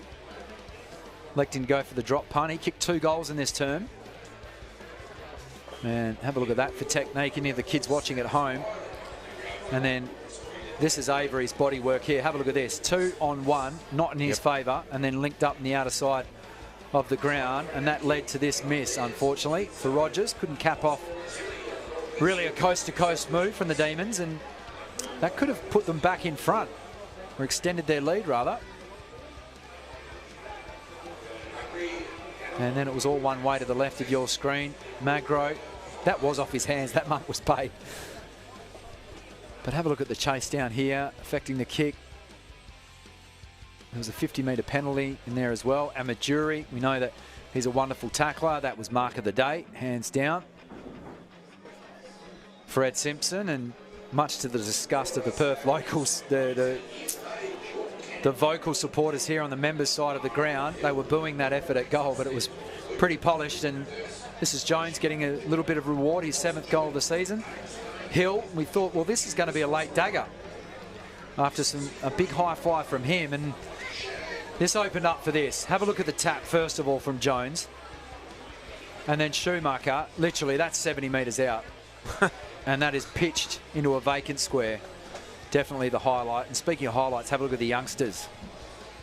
Big junior footy contingent out here strutting their stuff at half-time. And hopefully we'll see a few of those young lads in the future years to come here at Mineral Resources Park. Well, with the help of Optus, let's take a look at AFL Premiership player Will Schofield's return to the WAFL this year. It all starts with yes.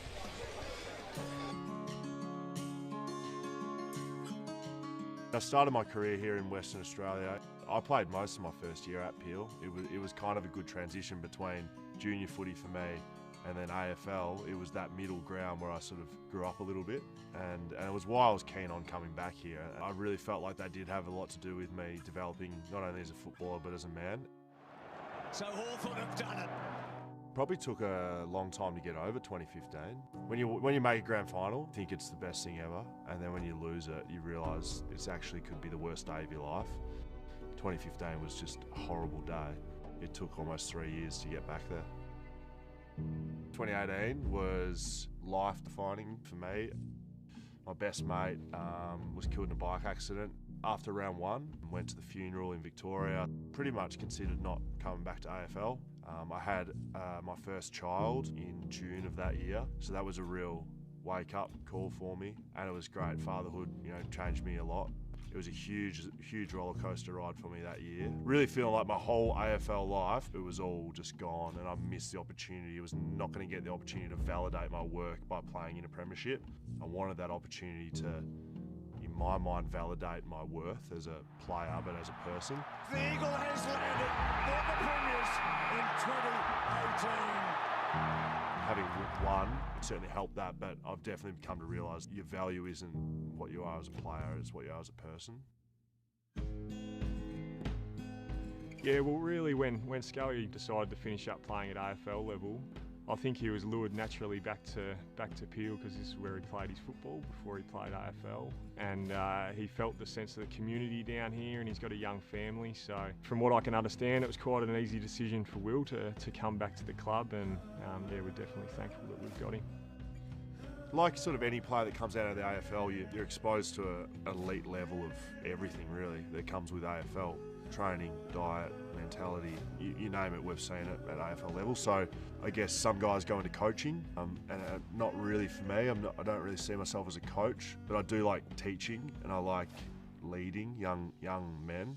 I know he's really optimistic about the young talent that's coming through here at the club. So it's been great for him to run our emerging leaders program with our Colts and our senior emerging leaders. There's no doubt that he'll help those guys develop.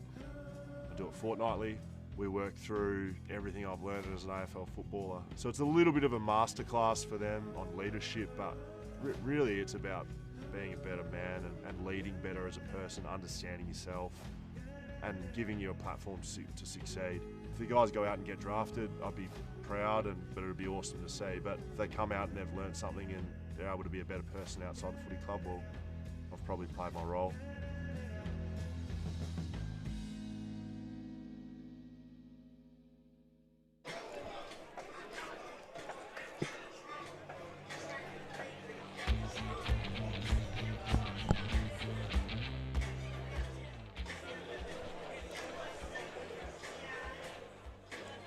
Welcome back to Mineral Resources Park. The kids out on the ground enjoying their time on the field. That's on the outer side of the ground here at Laff Lane. Half time, it's the Royals.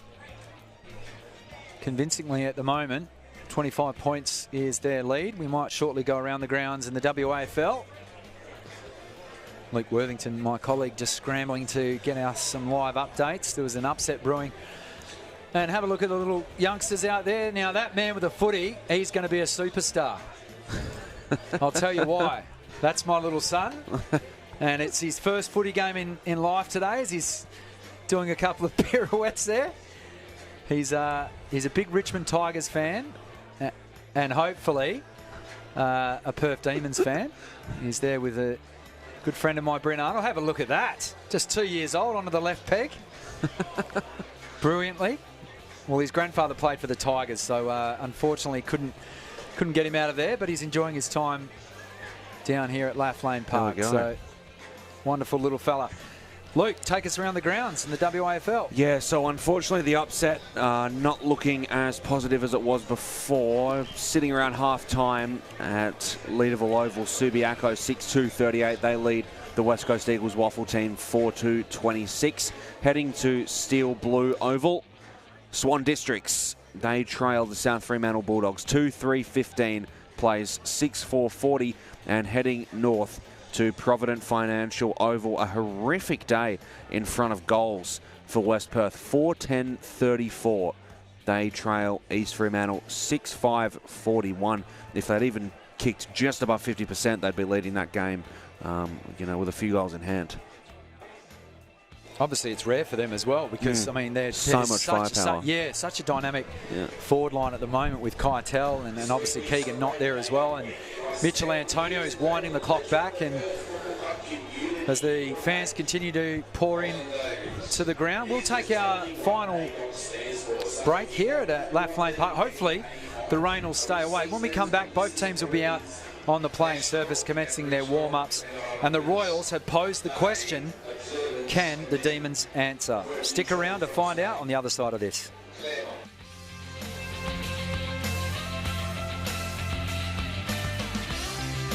Alright, single Aussie, your double whopper cheese. And my triple whiskey river. Whopper your way. Choose single, double or triple and try the new Whiskey River Whopper with smoky barbecue sauce and angry onions. Whopper your way, your taste, your size. The burgers are better at Hungry Jack's.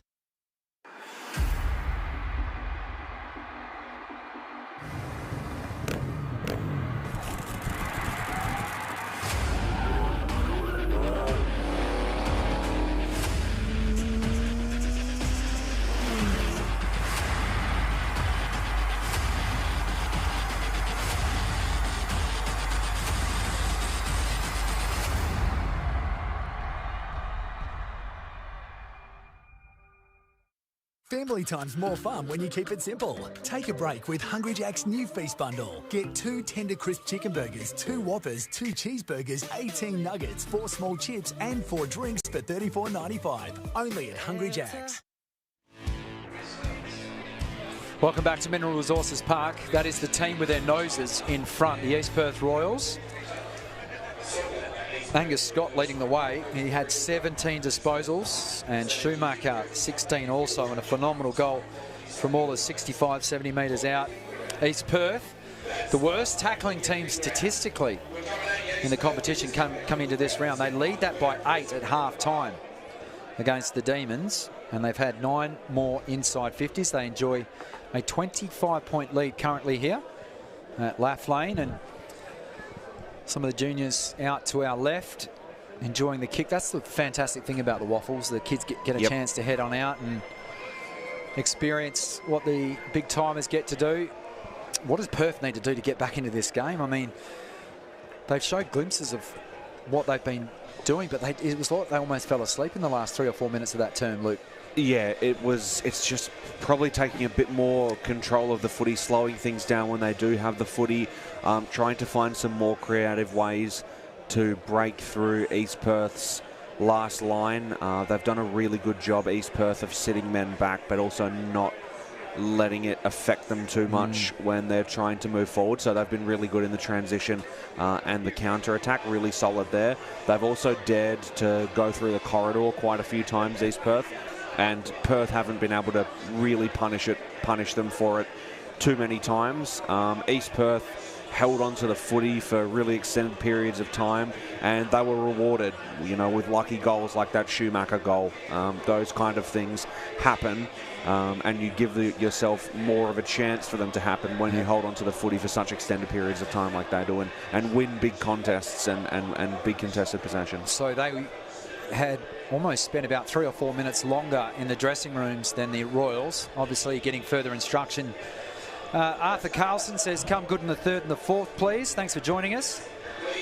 Joe Salter, maybe giving his mate Scott McCarty, says, go Royals. Rick Brown, enjoying the live stream.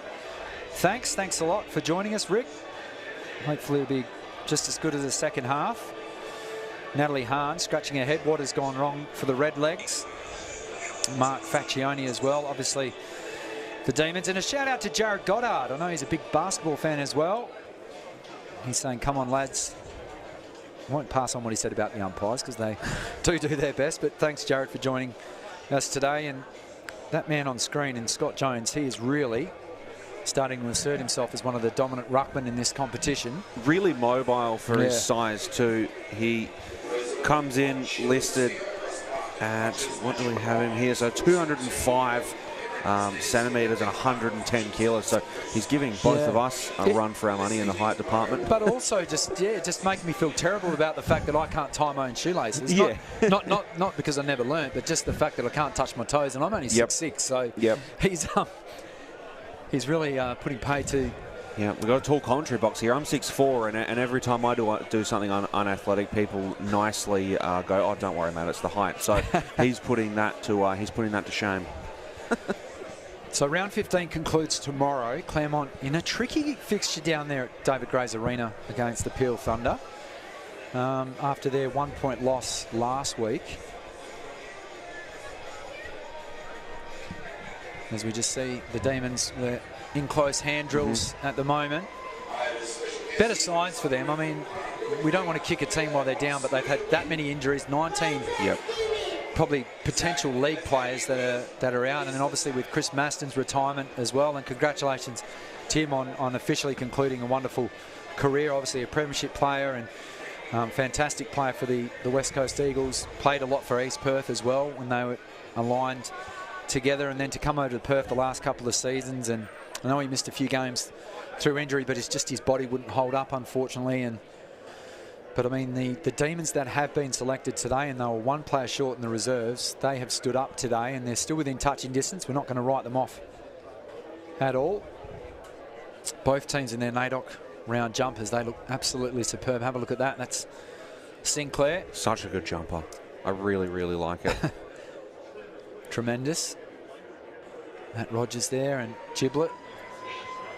Rogers has shown a bit today. Obviously he had that disappointing miss, but he can be an enigmatic player when he gets into it. So currently 16 degrees here in Laugh Lane, and 14% chance apparently, calling to Google 14% chance, but for some reason the rain icon is still showing up on there, so I'm not really sure what they want me to read from that. But slide dig at Google. Rain rain is apparently on the forecast. I don't think that it'll reach here having a look, but yeah, we'll see how we go. All right, the umpire holds the ball aloft. Third term, can the Demons respond? I'm backing them for a big third term. Remember, statistically, they have won more quarters in the fourth terms than any other team in the competition. Gray with a good tackle. He said that was incorrect disposal, but the umpire disagreed. Schumacher receives it now, ducks his head on Rogers. Ball gets jarred loose in the tackle. Hand pass received now by Wilcox. Kicks up towards Amaduri. He's running out of space. Manages to get the effective hand pass away. Back to Wilcox. Turning 180 in the end, and has to go back from the way he was facing, and hand passes out of bounds. So a stoppage. 5 unanswered goals from East Perth in the second term after the Demons took a 6-point lead. A couple of very late goals too have given themselves the biggest lead of the afternoon. Fugro scoreboard, we thank you. KCA site service and front row screens. Kick down the wing. Chopped off. A lot of players on that outer side of the ground. Only one player level with the bullseyes. Uses the advantage with the new rule. Kicks up towards a contest. They could have raffled that, the Royals defenders. Wasting no time. They bring it out. Now Magro has run hard down the line. The kick will come back in towards the corridor, however. Jackson Ramsey goes straight down the middle of Mineral Resources Park to Nick Robertson. He in turn goes to a 2-on-2. Simpson sets himself. Well sport at the back. Where are the crumbing forwards? There's one there. Is that high? Yes, it is. Well, he was leaning over to grab the footy. It was Thomas Edwards-Baldwin, and he was met front on, and the umpire right under his nostrils has awarded the free kick. And a chance to line up for the first goal of this third term. No real breeze that we can tell you about. Almost eerie conditions at the moment. Edwards-Baldwin had 3 straight last week. Rarely goes a game without kicking one. Well, a chance for his first today. Kicks from a 50-degree angle. We'll get a good view of it. And it is straight off the boot. Beautiful kick. So East Perth, their first forward 50 entry of the term, get the maximum reward. Starting to get out of hand now for the Perth Demons. Definitely. The defence stood up particularly well in the first term, and thanks to KCA Site Services, just a nice, relaxed, perfect ball drop. Lovely follow through, and that's textbook. Singh can do nothing but watch it fly over his head. First blood of the third term to the Royals.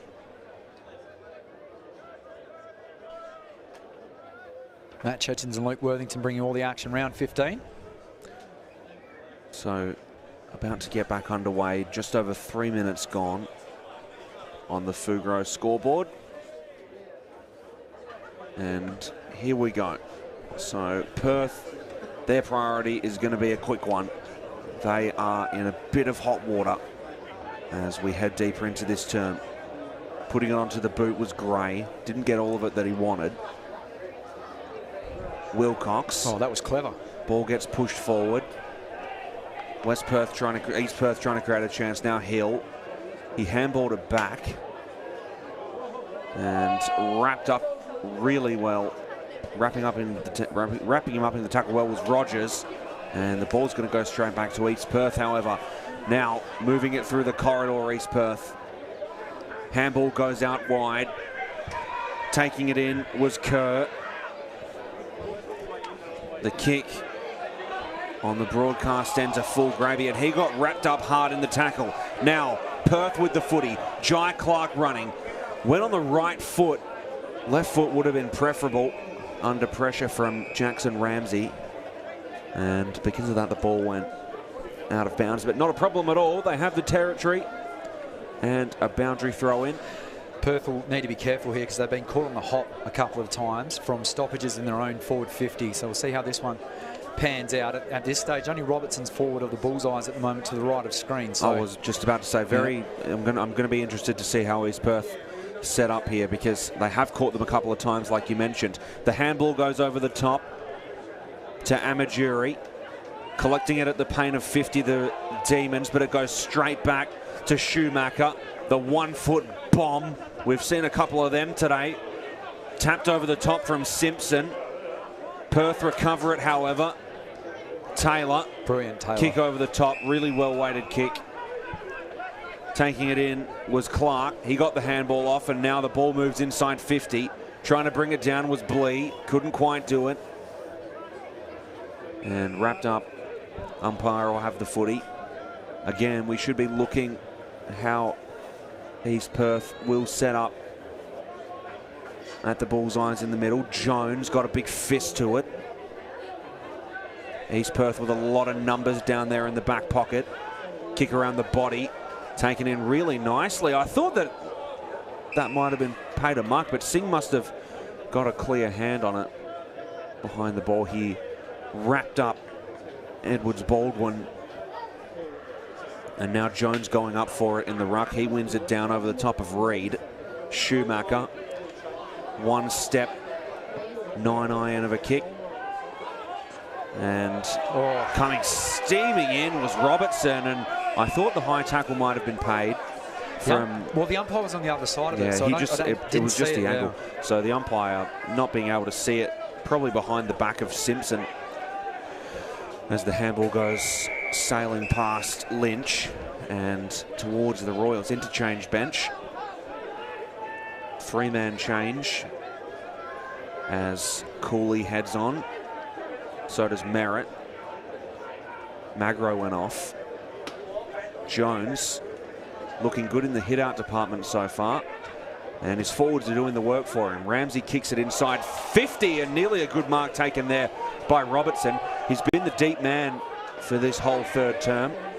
But now a kick around the body from McPartland. Wilcox has it, and that's going to be gone. Much to the delight of the Lathlane crowd. Wilcox could not get rid of that one. And now with the footy, it's Oscar Bird. Really nice right foot kick inside. And getting a fist to it was Corey Watts of the Royals. You can see the difference at the moment through the forward 50 entries, not just the number, but the delivery, whereas Perth are just getting a little bit too much air under it and allowing the Royals defenders, who have got pretty tall defenders back there in the last line, to just get their fists through the footy, whereas I just think the arc of the delivery inside forward 50 from East Perth has just been more effective today. Is that out in the full? Almost, and Google said it was only a 14% chance, but here's the rain. It's sprinkling slightly onto the ground. Shouldn't really be too much of an impact. Luke Worthington just showing us all he's a Yahoo man as the ball comes back in. Reid works his way to the front, but Jones fisted it back towards his own goal. Hacked off the ground, it's off hands. Gray is celebrating. And much like you see in the EPL, the striker wheeling away to celebrate gets brought back. It was off, touched straight away, so the umpire's right on the scene. That would have been a fantastic goal, opportunistic from Gray, but unfortunately touched off his boot. Royals clear. Singh sitting under this one. Affects the spoil. Fisher, was that in his back? Bevy of bodies pile in. Stacks on the mill. We'll have another ball up. 30 points to the margins. We approach the 9-minute mark of this third term.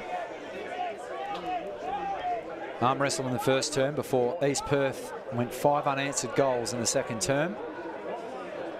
Kicked the only one of this term. McPartland running out of room. Is that ball out? I thought that was out. Dumped in the tackle. Now definitely over the line. Cheekily there is Aidan Lynch asking for out of bounds on the full.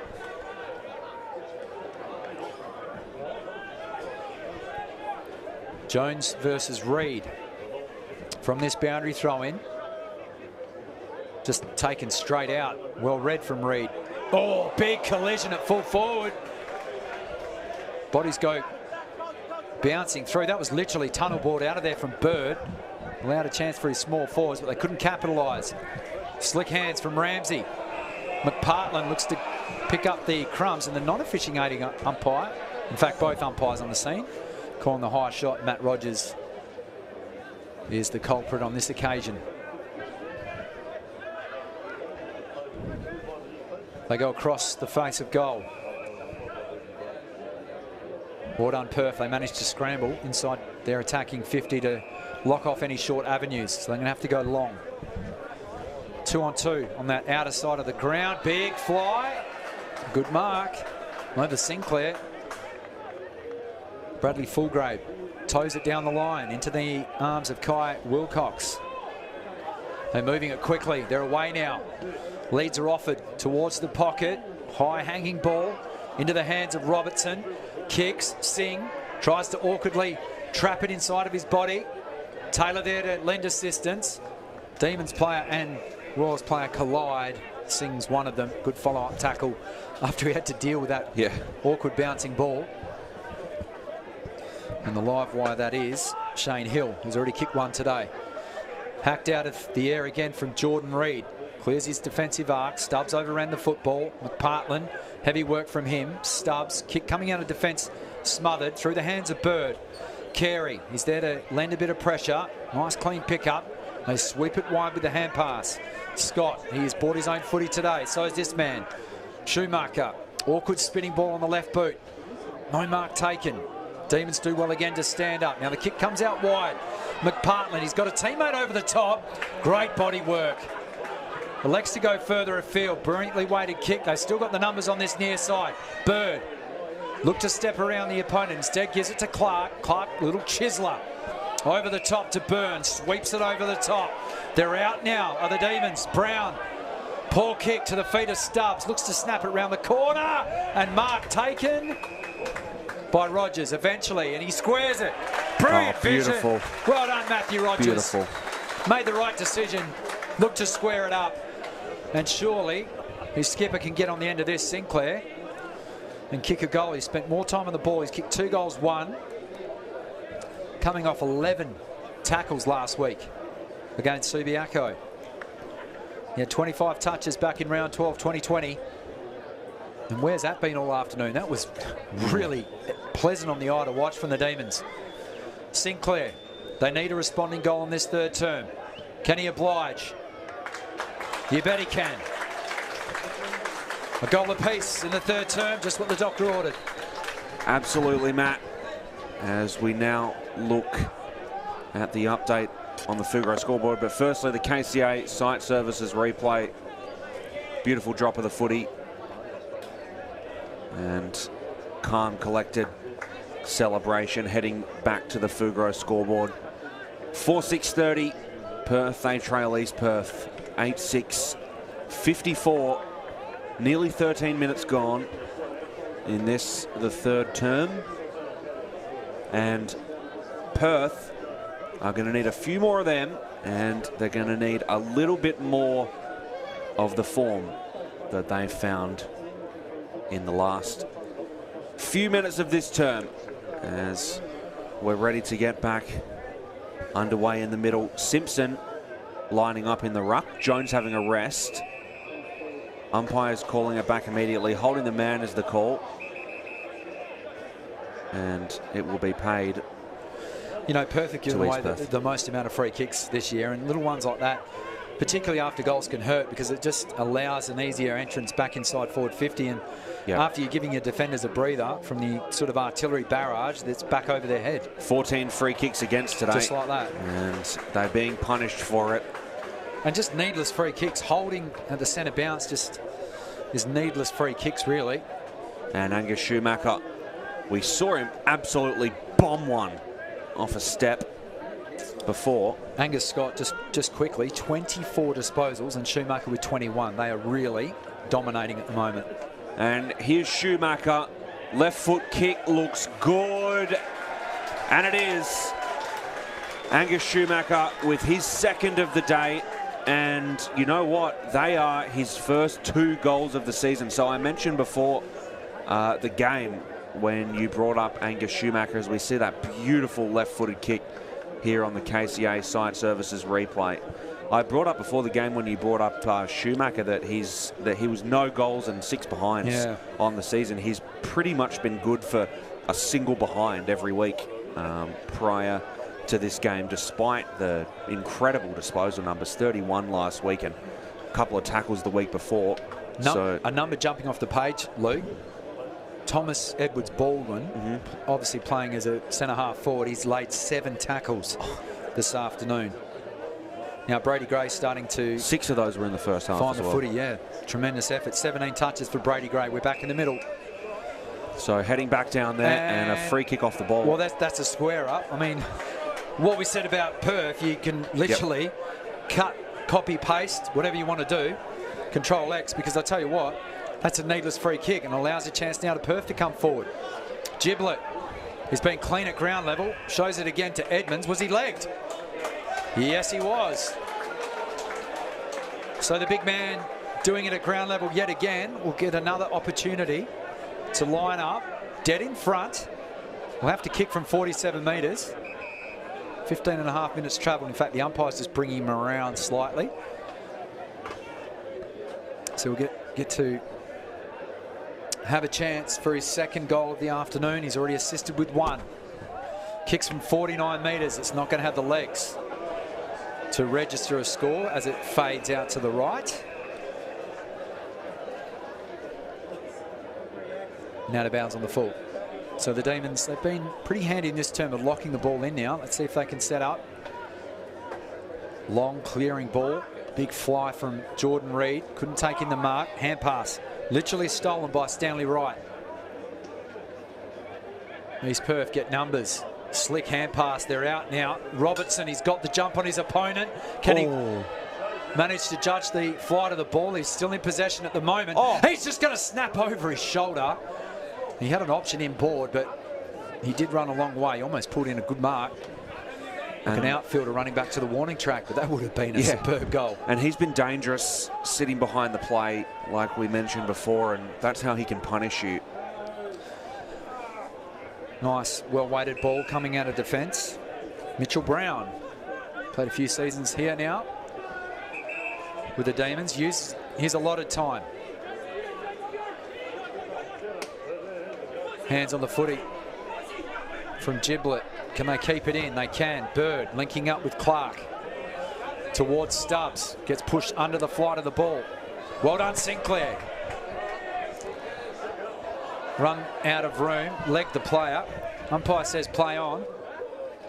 And out of play. So important little passage of play here because it's 17.5 minutes travel. 31 points is the lead for the Royals. Perth will come home with a wet sail. They've proven that. They need to be within striking distance. However, you would suggest that they want to before the break. That was clever. Little volley out the side. Linked up. Oh, no. By that Lynch, wasn't. but that one under a bit of duress and it's come off hands. Yep. So the Royals fans will love that one. A couple of touch balls have gone their way. As Brady Gray was denied a goal earlier in this term. So ball thrown back in. Jones is back on the field. He goes up for it. Wins the ball forward. Oh, throw. And that was more of a scrum half going out of the ruck for the Wallabies against France. Well, you can actually get away with those in Gaelic football, believe it or not, but unfortunately not an Aussie rule. So Clark. So straight away it's Clark. Clark bombing it forward, and it just hooked before it got to the face of goal. That was a nice kick on the run. You really, towards this left of screen, have to almost start the ball outside of the right-hand upright because the ball almost gets sucked in. It's not an easy kick at all. No. So here we go again. Royals moving it out from fullback. They got the lucky bounce. Ramsey tried to move it forward. A turnover for Perth. Now on the run towards the face of goal, and he's got it. A beautiful goal there from Austin Davis.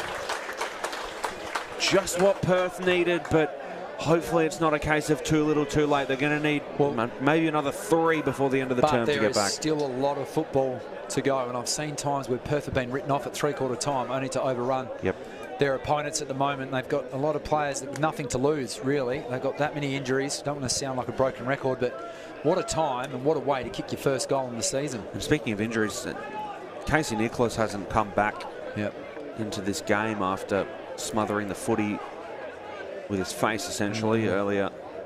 I mean, that was point blank, wasn't it? Yeah.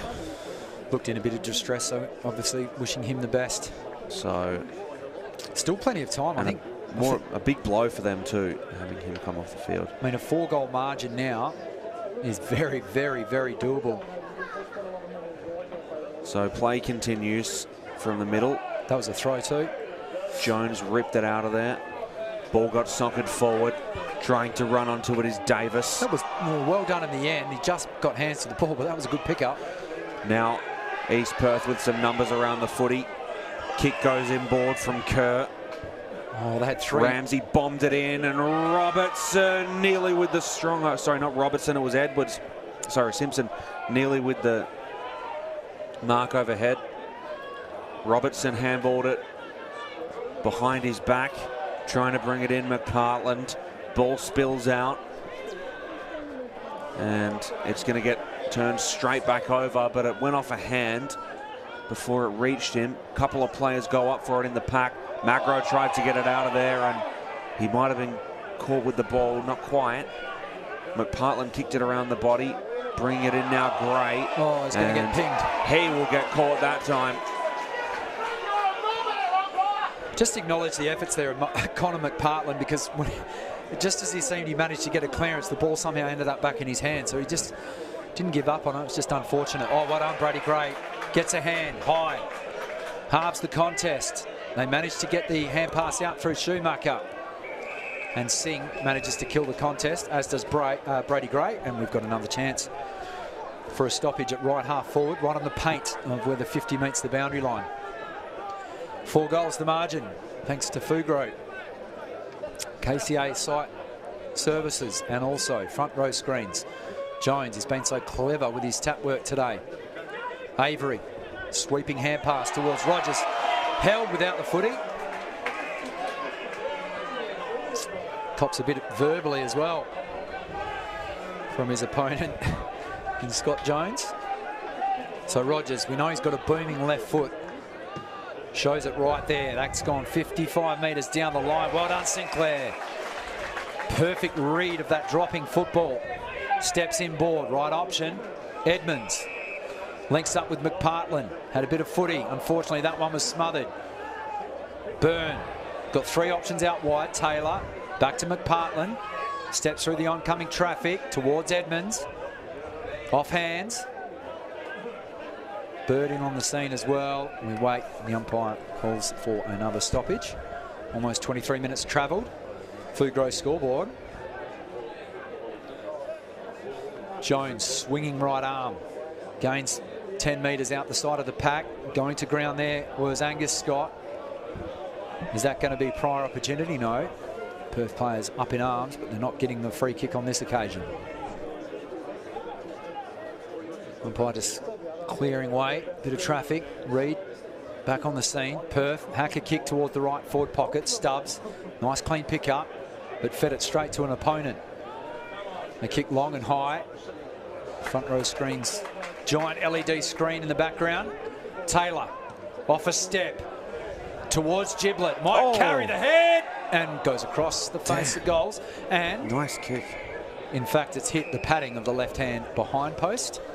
So we'll have a ball in. The Demons desperately seeking a goal. 23.5 minutes have elapsed in this third term. Throw in deep in their territory. What can they do here to extend their lead? As they try and work it out of trouble. This is where they've been dangerous, the Royals. Amaduri, handball forward. Kerr running with it, right. Moves it inside for Schumacher. Been one of the best on ground today. And he's saved by the bell. No, he's not. Out of bounds on the full. Thought he might have just kept it in. It was a very close call. Probably the hands were over the boundary first. And Zach Hill. Hill bombs it back for Singh. Working it across somewhat nicely now. They find Davis out on the wing. Handball over the top for Matty Taylor. Kick forward. Mark taken by Byrne.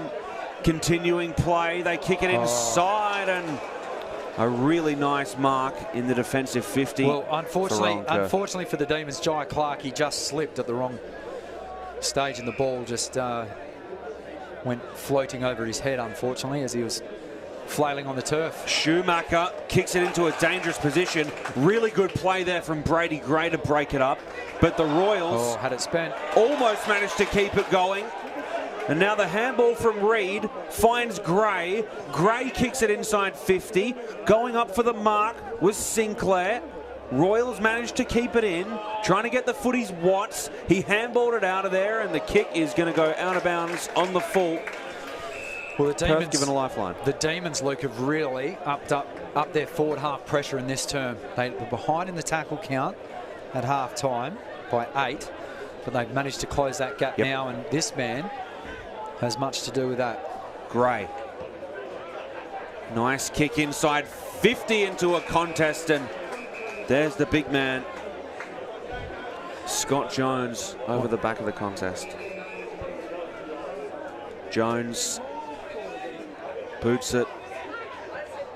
Simpson went up for it. Gray gets wrapped up hard in a tackle. Dangerous tackle. From Young, and yeah, dangerous tackle is called by the umpire.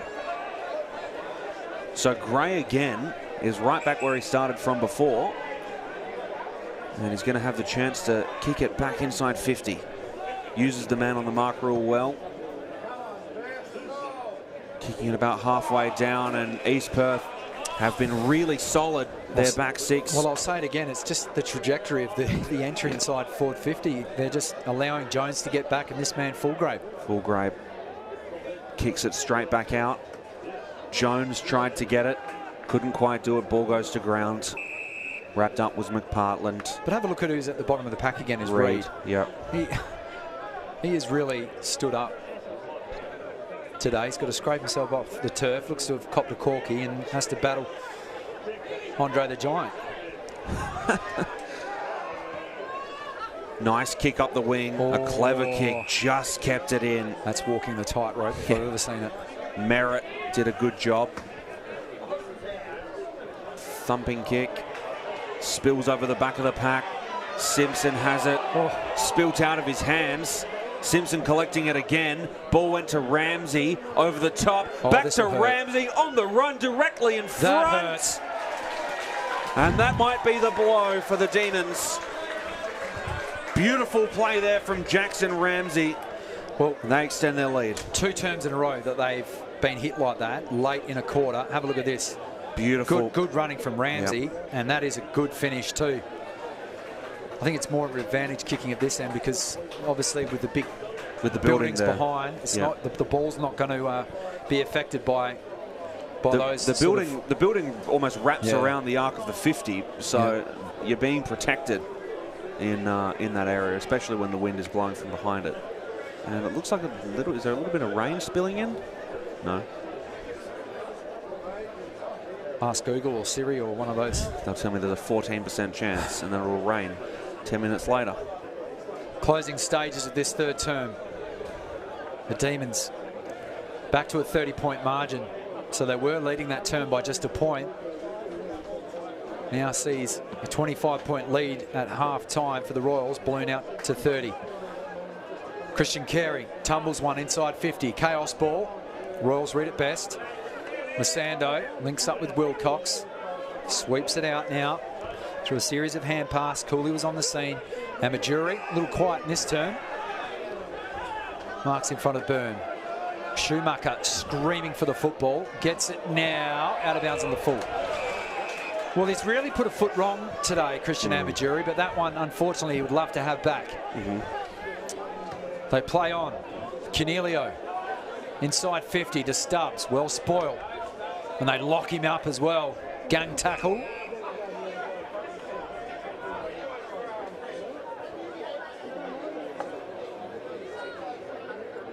Must have thought he was at Windsor Castle there, surrounded by Royals.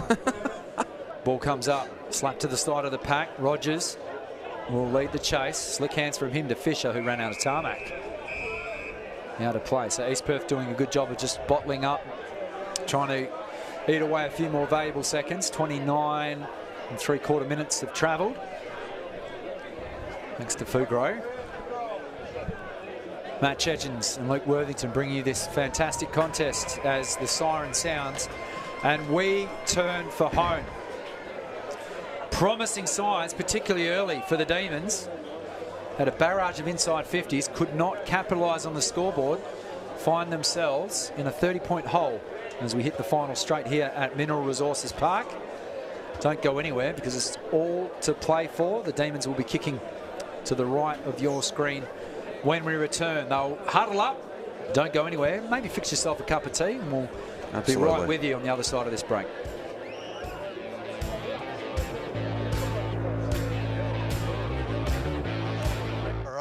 Single Aussie, your double whopper cheese. And my triple whiskey river. Whopper your way. Choose single, double or triple. And try the new Whiskey River Whopper with smoky barbecue sauce and angry onions. Whopper your way, your taste, your size. The burgers are better at Hungry Jack's.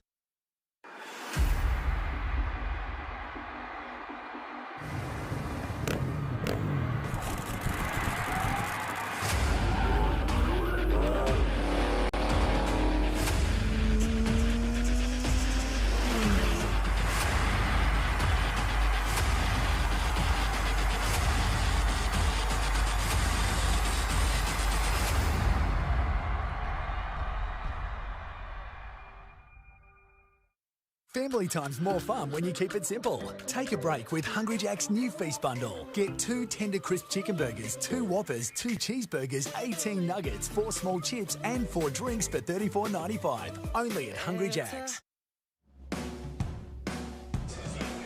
Live scenes from Mineral Resources Park, formerly Laff Lane Park, here in Laff Lane.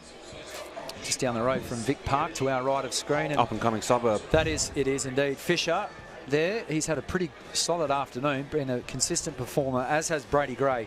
20 disposals and 7 tackles. For the team that find themselves behind at three-quarter time, the Demons, scores were knotted up at quarter time at 15 points apiece before the Royals put their foot down late in the second term and jumped to a 25-point lead at the major break. And as we turn for home now, it is currently three-quarter time, and that team on screen, the Royals, with 1 foot in the door to register this win, round 15 of the OPTUS WAFL season for 2021. They currently lead by 30 points, and it's fair to say that the Demons dominated that term as far as possession.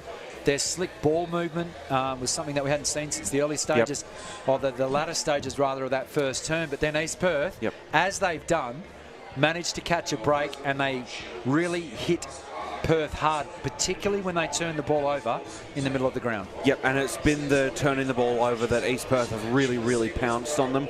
I thought East Perth's back six stood up really well in that term. There was a sequence where Brady Gray was able to kick the ball inside 50 a couple of times in a row, and there was always someone there ready to converge in on the pack and stand up tall and take the mark. Really solid effort there, and there'll be some words in that huddle down there. So East Perth had been led throughout the afternoon by Angus Schumacher, who in my opinion is best on ground at the moment. 27 touches through 3 quarters. He's had 5 inside 50s, and despite coming into this round 15 game kicking 0-6 and then missed another one early in the game, so he's effectively 0-7, barrels one from 65 metres and then recipient of another goal, so he's kicked 2, and he is hands down being the best on ground. Do many first goals of the season come better than that? That was I mean, definitely the goal of the round, having not watched the other 4 games, but pretty much you can predict that, and a contender for goal of the year. What a beautiful goal that was. Despite trailing on the scoreboard, I just want to credit Perth because they've managed to close the gap. There's only 1+1 for inside 50. So unfortunately their disposal hasn't been the greatest going inside 50. 12 scoring shots to 17 is probably a fair reflection on the game that East Perth dominated through 2 terms. I've said it a few times throughout the call that Perth statistically are the best fourth quarter team. They're going to need their best efforts now, and their defence, who's has got a debutant in there this afternoon, has held up pretty well, I think, in the circumstances, and such an injury hit club at the moment. We'll go shortly around the grounds and update you with other round 15 scores. Absolutely.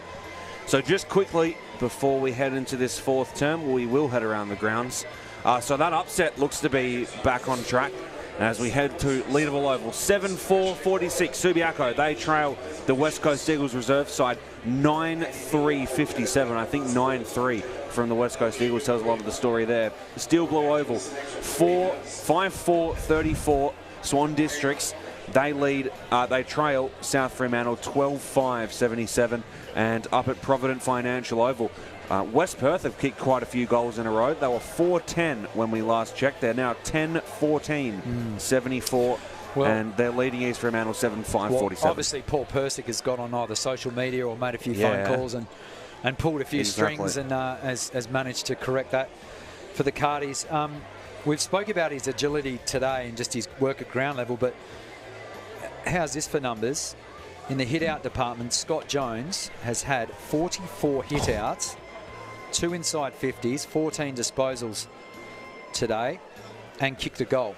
That's a fair outing, but we don't want to discredit, rather, that man that was just previously on screen in Jordan Reid. He's only had the 14 hit-outs, but he's given his all today, and the East Perth midfield have really just put their foot on the throats of their counterparts this afternoon, it's fair to say. So Reid's 13 disposals, 14 hit-outs, just the 1 inside 50. Yep. He can hold his head up high. I'm not going to write the Demons off just yet. I would think that maybe one more goal for the team in the blue and black might just close the door on them, but you never know. So here we go. Players in position. Perth to the Vic Park end of the ground. That is to the right of your screen. Definitely been the goal-scoring end this afternoon. The rain has held off in this last term. Still mild conditions. Jones hit out number 45. But they're going nowhere. He'll get another chance for his 46th hit out.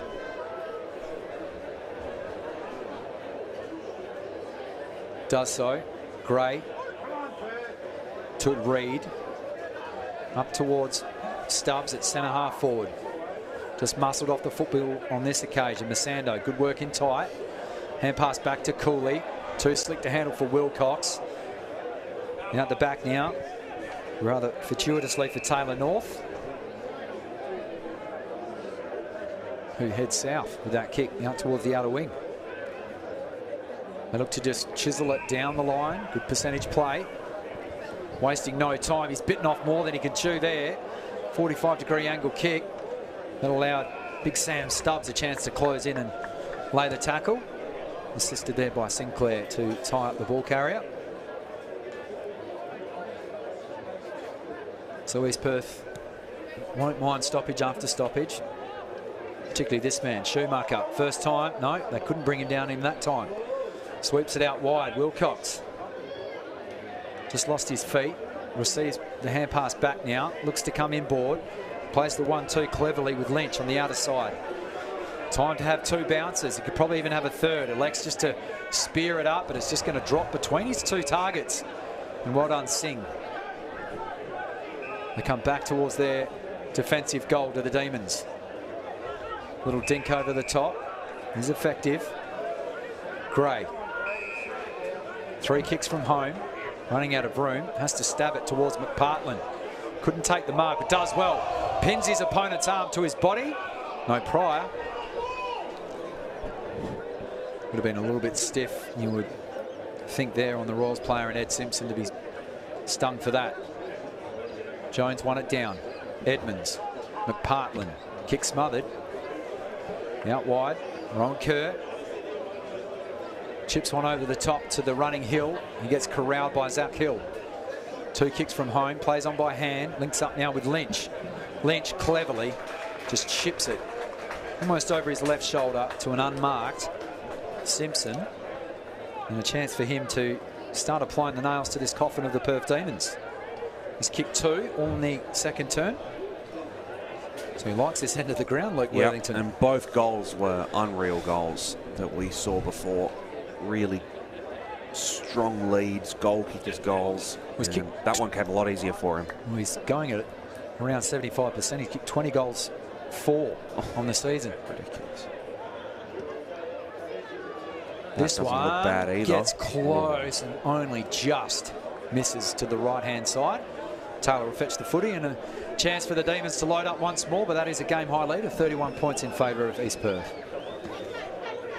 Kick goes through the corridor for the Demons and a strong overhead mark.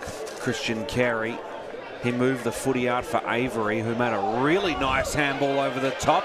Now they're running forward with purpose to the Demons. And unfortunately. Yeah.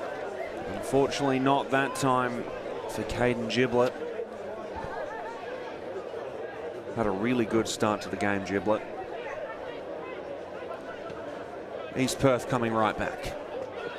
Nice kick, lands in the hands of Ramsey. Nearly the mark was taken by Edwards Baldwin, and he's going to switch it far out to the other side. Kick forward by Kerr. Mark's taken in by East Perth on the far wing. Just managed to get it out of the tackle. Kerr, Wilcox all the way back. And even further back, they're just playing around with it now. East Perth. Blee kicks it across to Angus Scott. Well, Phil Douglas at home might have a point. He says, man up, boys, too easy. There we go. Ramsey. And in a bit of trouble was Masando, but he managed to put a nice kick through the corridor for Matthew Young, and right in open space, unmarked, is Aiden Lynch. Lynch, 22 disposals today. This is his first set shot of the game. He's kicked it inside 50 4 times and managed to draw 4 free kicks. So a solid game from him so far. Just having a look, Brady Gray is absolutely spent. Just come through the interchange gates, breathing heavily. He's given his all today. So he's 5'8" on the season. What's he going to be now? And the answer is 6'8". A beautiful kick. Puts them ahead. Another goal on the Fugro scoreboard. 5'8", 38. Perth, they trail the Royals 11-8, 74, as we see on the KCA Site Services replay. The goal from Aiden Lynch, his 6th of the season. Had a brilliant outing last time these two teams met back in 2020, back in round 12, had 10 inside 50. So, wow. And look, by the looks of it, they're going to end that 3-game losing streak that they've had against the Demons. Yep. And Perth, is heading towards 5 losses in a row, and it's not going to get any easier because they have to go to Steel Blue Oval next week and take on Swan Districts, who are having a fantastic season, not only in the league but just their whole club in general. Unfortunately, their women's team just falling short after a tremendous sort of home and away season. But it doesn't get any easier. Whereas East Perth will take on the West Coast Eagles reserves at Leaderville Oval.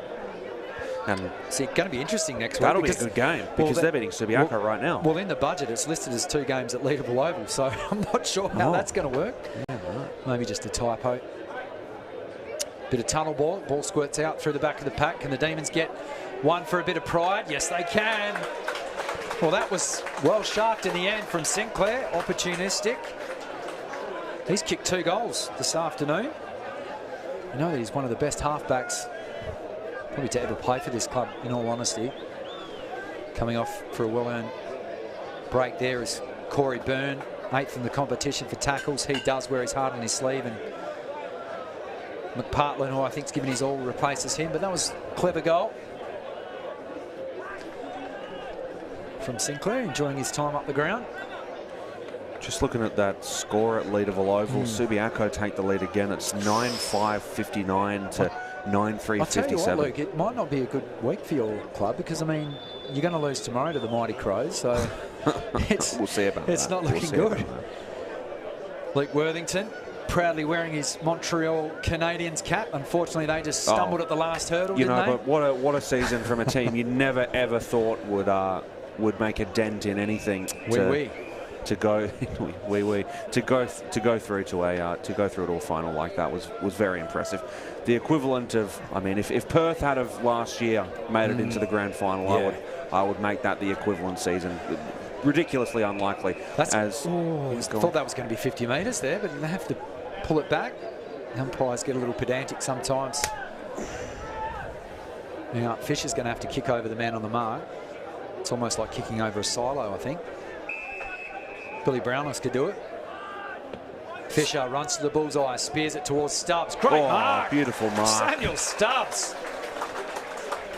Not only creative flair, wearing the jumper that he's designed, I believe, Luke, but he has plucked that brilliantly. So a chance for back-to-back goals. And this would put it back to 4 goals, believe it or not. Literally starting with his heels on the paint of the attacking centre square. Crosses the paint of 50. Can he give him back-to-back goals? Goal umpire dances a long way to the left. And an opportunity missed. I tell you what, he's got a long boot on him. No trouble at all with the distance. Better signs. Demons still alive. That kick comes very, very wide. Out of bounds on the full. Shout out to all those people of my age that used to play footy on the old Super Nintendo. This man is best on ground, clearly. Racks up another stat, or 2 stats with the mark. Absolutely. Kicks to a 2-on-1, and the Demons through McPartland get a score to go over the line. Christian Amaduri, 4th in the competition for tackles. And 2 tackles to add to his name today, so a bit below average. Well, his season low's 4, so he's still got time to get near that mark. Schumacher, the hand pass. Went off a hand before it went out of bounds, so that'll be thrown back in. Credit Mitchell Brown, good closing speed on that one. Chance to reset from this stoppage. Christian Ayres.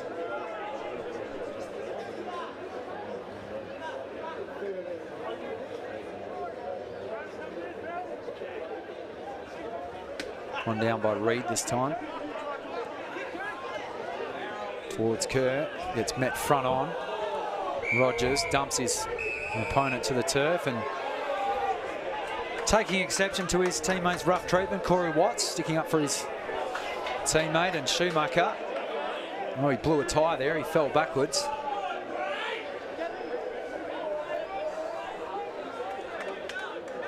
We go again. Simpson in the ruck now. Brown couldn't grab that bouncing footy. Strong work from Christian Carey. Ties up the ball carrier there in Jackson Ramsey.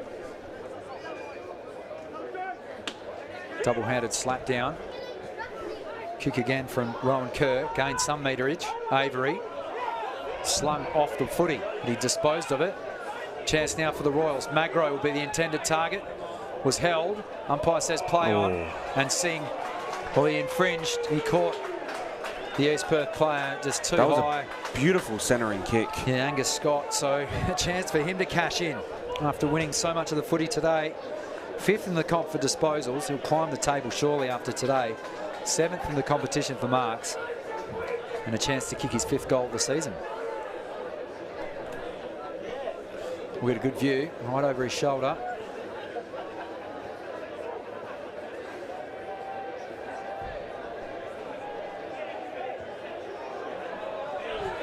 Hangs it out to the left. And unfortunately, he's 29th disposal. Yeah, it's starting to pour a little bit more than it was earlier, so starting to look a bit more significant.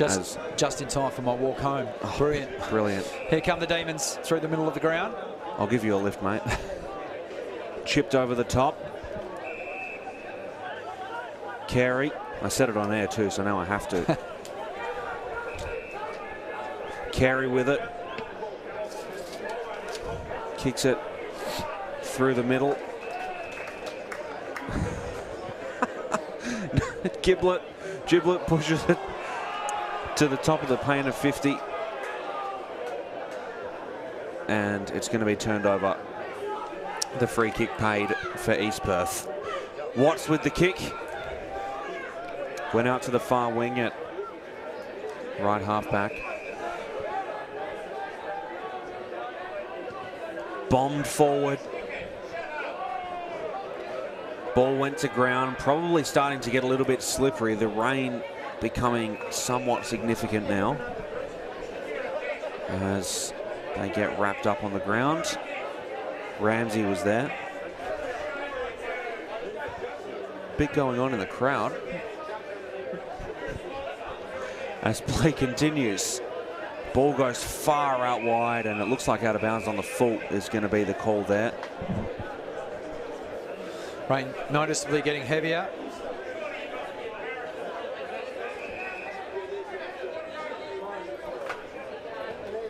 Bombed forward by East Perth. Simpson tried to bring it in.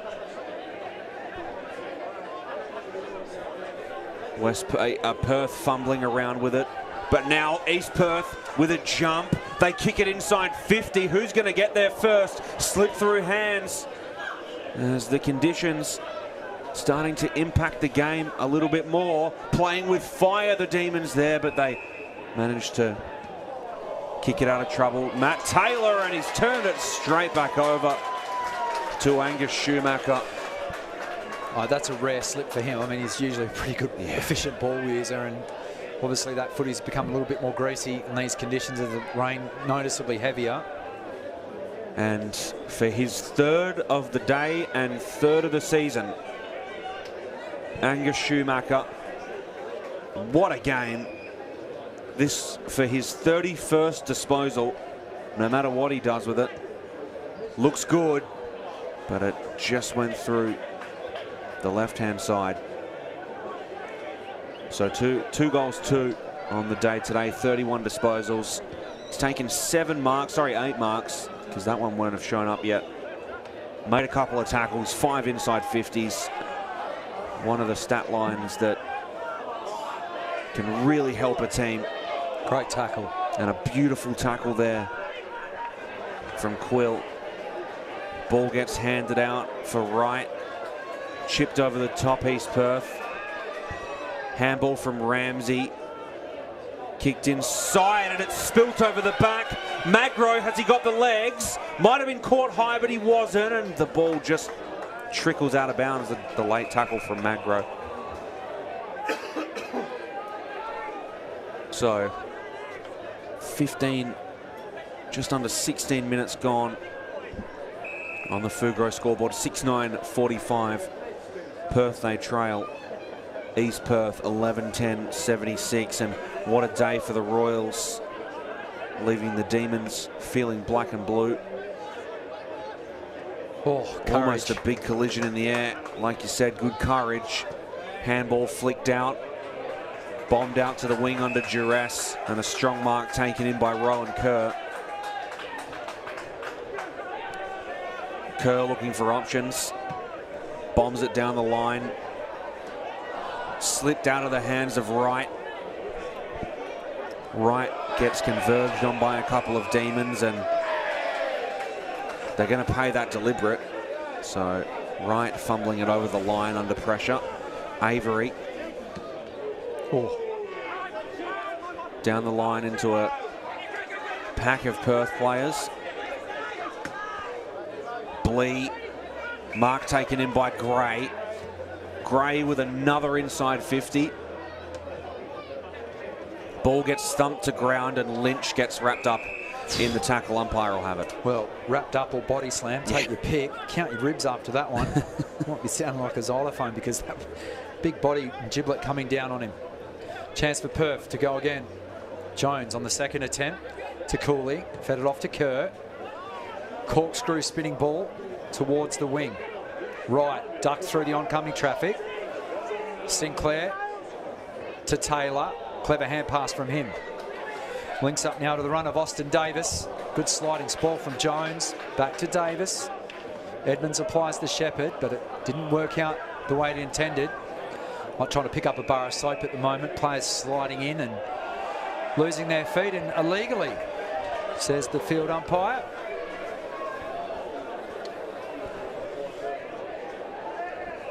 There's a player taken around the shins. We've got another Perth player down at the moment. Corey Byrne. Let's hope he's okay. It's just a slight corky or something that he can run off or ice after the game. Mitchell Brown from all of 52 metres. 5th goal of the season, back-to-back goals. Now for the Demons, who breathed a bit of life back into this game because all of a sudden they're within 20 points. Have a look at that. Beautiful. Superb kick. KCA Site Services replay, one of his best efforts, that's for sure.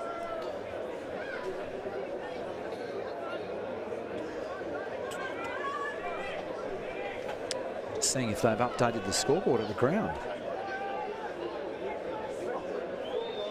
It was 6-9 before, wasn't it? Yeah. Yep. Yep, it was. So, yeah, they have. So, 7-9-51. So, 21 points is that margin? Yep. 9-31. Really? It's amazing what school holidays can do to somebody. So, play continues. Back underway in the middle. Chip forward by Perth. What can they do here? They have time if they want it. Rogers trying to move it forward, but the ball gets taken in nicely by Scott. Chipped forward. Lynch has it. Floats it out to the wing. Blee takes it in. Going to hold up play here. They don't want Perth having too much momentum. Ball gets pinballed around, socket forward into the corridor, collecting its Kerr, handballed it out to Masando, gets pushed inside 50, over the top of the contest, collecting it off the ground was Avery. Now with it, Reed trying to push it in through the middle. Taylor finds Clark and he gets that's 50. Whacked after the whistle. That's going to be 50 metres. Just while that's advancing that 50 metres after that penalty, thanks to Jared Goddard, who informs me Eagles East Perth on the Saturday, Subi South on the Sunday. There we go. I'll tell you what, this is going to make it interesting. It is going to make it very interesting. It will be inside 20 points. My maths won't fail me for a second time. This is a huge kick. He's got it. He puts it through. Game on. They breathe life into this. Clark gets his second. As he's pulled up a little sore by the looks of it. Might be able to catch it on the KCA Site Services replay. As you have a look, just a little hobbly. So we go back to the middle. It is definitely game on. Jones, he's going to be big in this crucial moment. Maybe the old Nick Nananui thump it forward into the 50. Not quite. Wins it down. Schumacher snaps it around the body. Just falls short of the 50. Ball's taken in by Avery. Oh, and a really nice tackle by Young. Yeah, his closing speed was tremendous, considering it's the last term. And Taylor, who's really battled today, was just obviously in the wrong place at the wrong time there. Going back in. The big man going up for it. Reed's been terrific today. Perth trying to... Didn't have it. Yeah. Clark again. Or was it for a throw? No, wasn't. He was definitely held. Two umpires on the scene. Clark. Right foot kick. Into the contest. Took a bounce off Giblet. Lynch looks to be in a bit of trouble. What a hand pass. And over the top. What a play. He's made it. Samuel Stubbs, that is one of the greatest hand passes I have seen in the last few years. He was laying prone on the floor, literally on his backside, fired off the blind hand pass. Have a look. KCA Site Services replay. Here comes Stubbs here. Wins it down. Goes 15 metres into the path of Byrne. And now, just like that, 13 points to the margin, 23 minutes have elapsed. You're not going to find a better handball than that. I barely saw it coming. I was looking out for the welfare of Lynch, who was lying down. And Corey Byrne. They are right back in it. 13 points is the margin, Matt. They've kicked 4 goals to 1 in this term. Can they get another? Hill. Towed forward now. Young picks it up at the paint of 50. This might just kill them off. It's sailing wide. Missing the mark. Out of bounds on the full. So a chance now for the Demons to load up. Canelio to Avery. Gets it back from him. Runs through centre half back. Chips one up to Edmonds. Takes the chest mark to Fisher. They're away now, the Demons. McPartland going back with the flight of the ball. This is an important contest to win for the Royals. Sinclair, can he gather cleanly? Not on this occasion. Kicked around the corner. That ball dangerously close to going out, and it is now. So out of play, 24 minutes. We've had 5 goals kicked in this term. So we're looking at around a 30-minute term, you would suggest, here at Mineral Resources Park. Optus WAFL action for round 15. We wrote the Demons off about 15 minutes ago. Reed, a rare win for him in the ruck. Taylor Can he evade the tackle? Not this time. Kick. Was it partially smothered? Jones went back with the flight. No free kick. In goes Young. It's socket forward towards Giblet. Went without it. Well done, Stubbs. Looks to fire off another clever hand pass. But the numbers favour the Royals. They get a relieving kick. Down the middle of the ground, off hands. Important ball to win. Good closing speed from Magro. But the Demons managed to do an effective clearing kick. They've got numbers there at the moment. Here's Stubbs, the man of the moment. Run down, fantastic. Brilliant tackle. Could almost be a game-saving one from Masando. And that's taken a lot of the air out of the wind out of the sails now and does the percentage thing. That was a fantastic chase down. You couldn't really fault Stubbs. I mean, he's trying to load up and put them back inside 50 after giving them a sniff with one of the hand passes of the season. Uses a lot of time. He goes long and high down the non-broadcast wing. Simpson the target through his hands. Jones on the scene as well. Stoops down at ground level. Hand pass comes inboard. Gray overran the footy. McPartland there as well. Still to be won on that outer side. Fisted forward in the Gray direction. Jones, clever, slapped it out, but only as far as a Demons player. They go forward. Sinclair's out at the back here. Sinclair's in the goal square. He's all unattended. Oh, no. Rogers has been called to play on, but he steps back and he bangs it through. Wow. The easy option was over the top. He played on. He reset twice. What a time to kick a goal. Matthew Rogers. He kicked 2 goals back in round 12, 2020. Have a look at there. He was caught in 2 minds. In the end, he kicks off a step. He knew what he was doing. 7 points the margin. 26.5 gone. This will be one of the all-time great come from behind wins if they can muster this. 2 scores are needed is the only problem. They've got 3 minutes or less to do it as we work off the count-up clock. Sinclair knew it was floating through because he had his arms up begging for the footy, and then he raised them up knowing that it was going to sail through. Ball gets wrapped up. Kerr couldn't get it out of there. Let's see what we can do here for the Demons. Oh, and he might have been gone there. Correct disposal. The Royals need to stand up now. Scott over the top. Oh, great mark. And that relieves a bit of the pressure. Yep, hands taken in by Rowan Kerr, 41 disposals. Wow. We have been saying that name a lot. The ball gets bombed inside 50. Went over the back of the pack. Perth trying to work it out of there was Cornelio. Oh, he's pinged him. Oh, wow. He's pinned him for deliberate. He was under so much pressure. No. And in the hands of Magro, who knows his way around the big sticks. I don't think the Lathlane crowd know what happened there.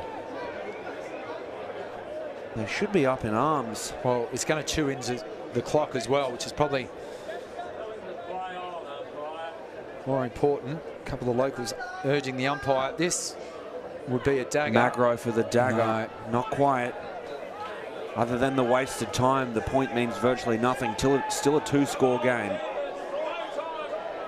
All it does is nullify the draw for 2 scores. They're going to have to be daring. They boot it through the middle. Ball spilt over the back of the contest. There he is again, Angus Schumacher. Whipping it back inside 50, and they've paid the mark. So,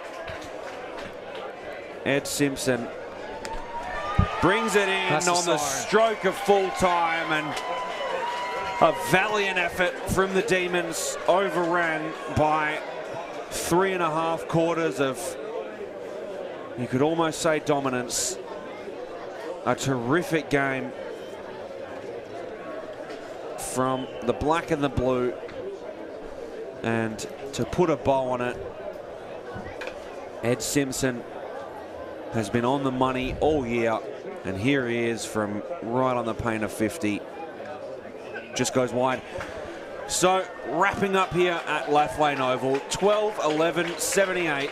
East Perth, they defeat the Demons 10-9-69. A valiant effort from the Redlegs. Matt Churchins. Well, congratulations must go to East Perth. They were definitely the better team throughout 3 and maybe an 8th. 3 quarters and an 8th, whatever that is. Yep, absolutely. But congratulations to them, and we'll give Perth some credit. I mean, they came home literally to that scoring end. They came home with a flurry, inspired footy in that 4th term, and they clearly won that 4th quarter, but it was just a deficit too big for them. They undermanned. Yep. And that's with no exaggeration. 19 unfit bodies rather coming into this round. And East Perth did well. I mean, they were under the pump in that last quarter. A couple of decisive marks, cool heads at the end, a couple of marks to chew up the clock, and they get the win. And I'll tell you what, they've won the 3 of their last 4, East Perth, and you wouldn't write them off from beating the West Coast Eagles reserves next week. But that is the final score for the final time, the Fugro scoreboard. And it is East Perth 11-12-78 to Perth 10-9-69. So they scoring shots, maybe flattering Perth a little towards the end of that quarter. 10-9-69 to 11-12-78. But that is could be a season-defining win for East Perth, and I believe so. The soul-searching will continue, unfortunately, for the Redlegs. So we'll run you through some of the numbers, and my colleague Luke Worthington will give us a final update around the grounds for OPTUS WAFL action. Thanks for joining us through Front Row Screens this afternoon. It's been a pleasure calling from now a wet and soggy Mineral Resources Park, but I can tell you that Rowan Kerr had an absolute field day today as we have a look, thanks to KCA Site Services. Some of the highlights: 41 disposals, 10 marks for Rowan Kerr. But for me, best on ground today was clearly Angus Schumacher. 33 disposals, 8 marks. He had 6 inside 50s and kicked 2 goals too, and he kicked timely goals as well. Angus Scott was superb. He had 33 disposals, 5 marks. Jackson Ramsey, 30 disposals, 5 marks, 4 tackles, 5 inside 50s, and a big number, Scott Jones, 16 touches to go along with 54 hit-outs. Unbelievable. Leading the way was Matthew Taylor in defence, 27 disposals for the Demons. Corey Byrne had a handy game with 24, and Brady Gray, for me, probably the best in a losing team for the Redlegs. 24 disposals, 8 tackles, 4 marks and inside 50s. And maybe just mention the efforts of Jack Avery, who I thought was very, very influential in that back line. He stood a bit of a barrage throughout 4 terms. He ended up with 20 disposals and just the 2 marks. But East Perth clearly, as you can see through the highlights, the better team today. They move on, will take on the Eagles reserves next week. And Subiaco South Fremantle, that'll be played as well at Leederville Oval. So round 16 sees Claremont taking on East Fremantle, West Perth against Peel Thunder, Subi South Fremantle, East Perth West Coast, and Swan Districts taking on Perth. Now, so just heading around the grounds. Couple of full-time scores, I think. Yeah, so we got some full-time scores. At Provident Financial Oval, the game is still going. West Perth were just trailing East Fremantle by 2 points, and it is now 11-17-83. They lead after a goal, 12-7-79. So they've kicked a late one, They have kicked a late one. So, and then over at Leederville Oval, the upset did not happen. 12-6-78. Subiaco, they defeat the West Coast Eagles Waffle team 9-4-58. Steel Blue Oval 9-5-59. The Black Ducks go down to the South Fremantle Bulldogs. Well, caught a draw. That was a bold statement, but probably silly from me. But look, congratulations to the Bulldogs. It's not an easy team to knock off Swan District. So that'll be an interesting game next week as Swan Districts will take on the Perth Demons. That's at Steel Blue Oval. Well, that is a wrap from us. East Perth proving to be a hurdle too big. They snapped a 3-game losing skid to East Perth and managed to record their 3rd win from their last 4 games, and they're surging up the table, the Royals. Thanks for joining us on Front Row Screens. On behalf of our team, Matt Williamson, our wonderful producer and the man in the van, and also Paul Persick, our wonderful cameraman, who've done an outstanding job yet again here on Front Row Screens. And on behalf of Luke Worthington, this is Matt Chechen signing off. We look forward to your company next week on Front Row Screens. It will be round 16 of the OPTUS WAFL season for 2021. Enjoy your weekend, folks. Look forward to your company next time.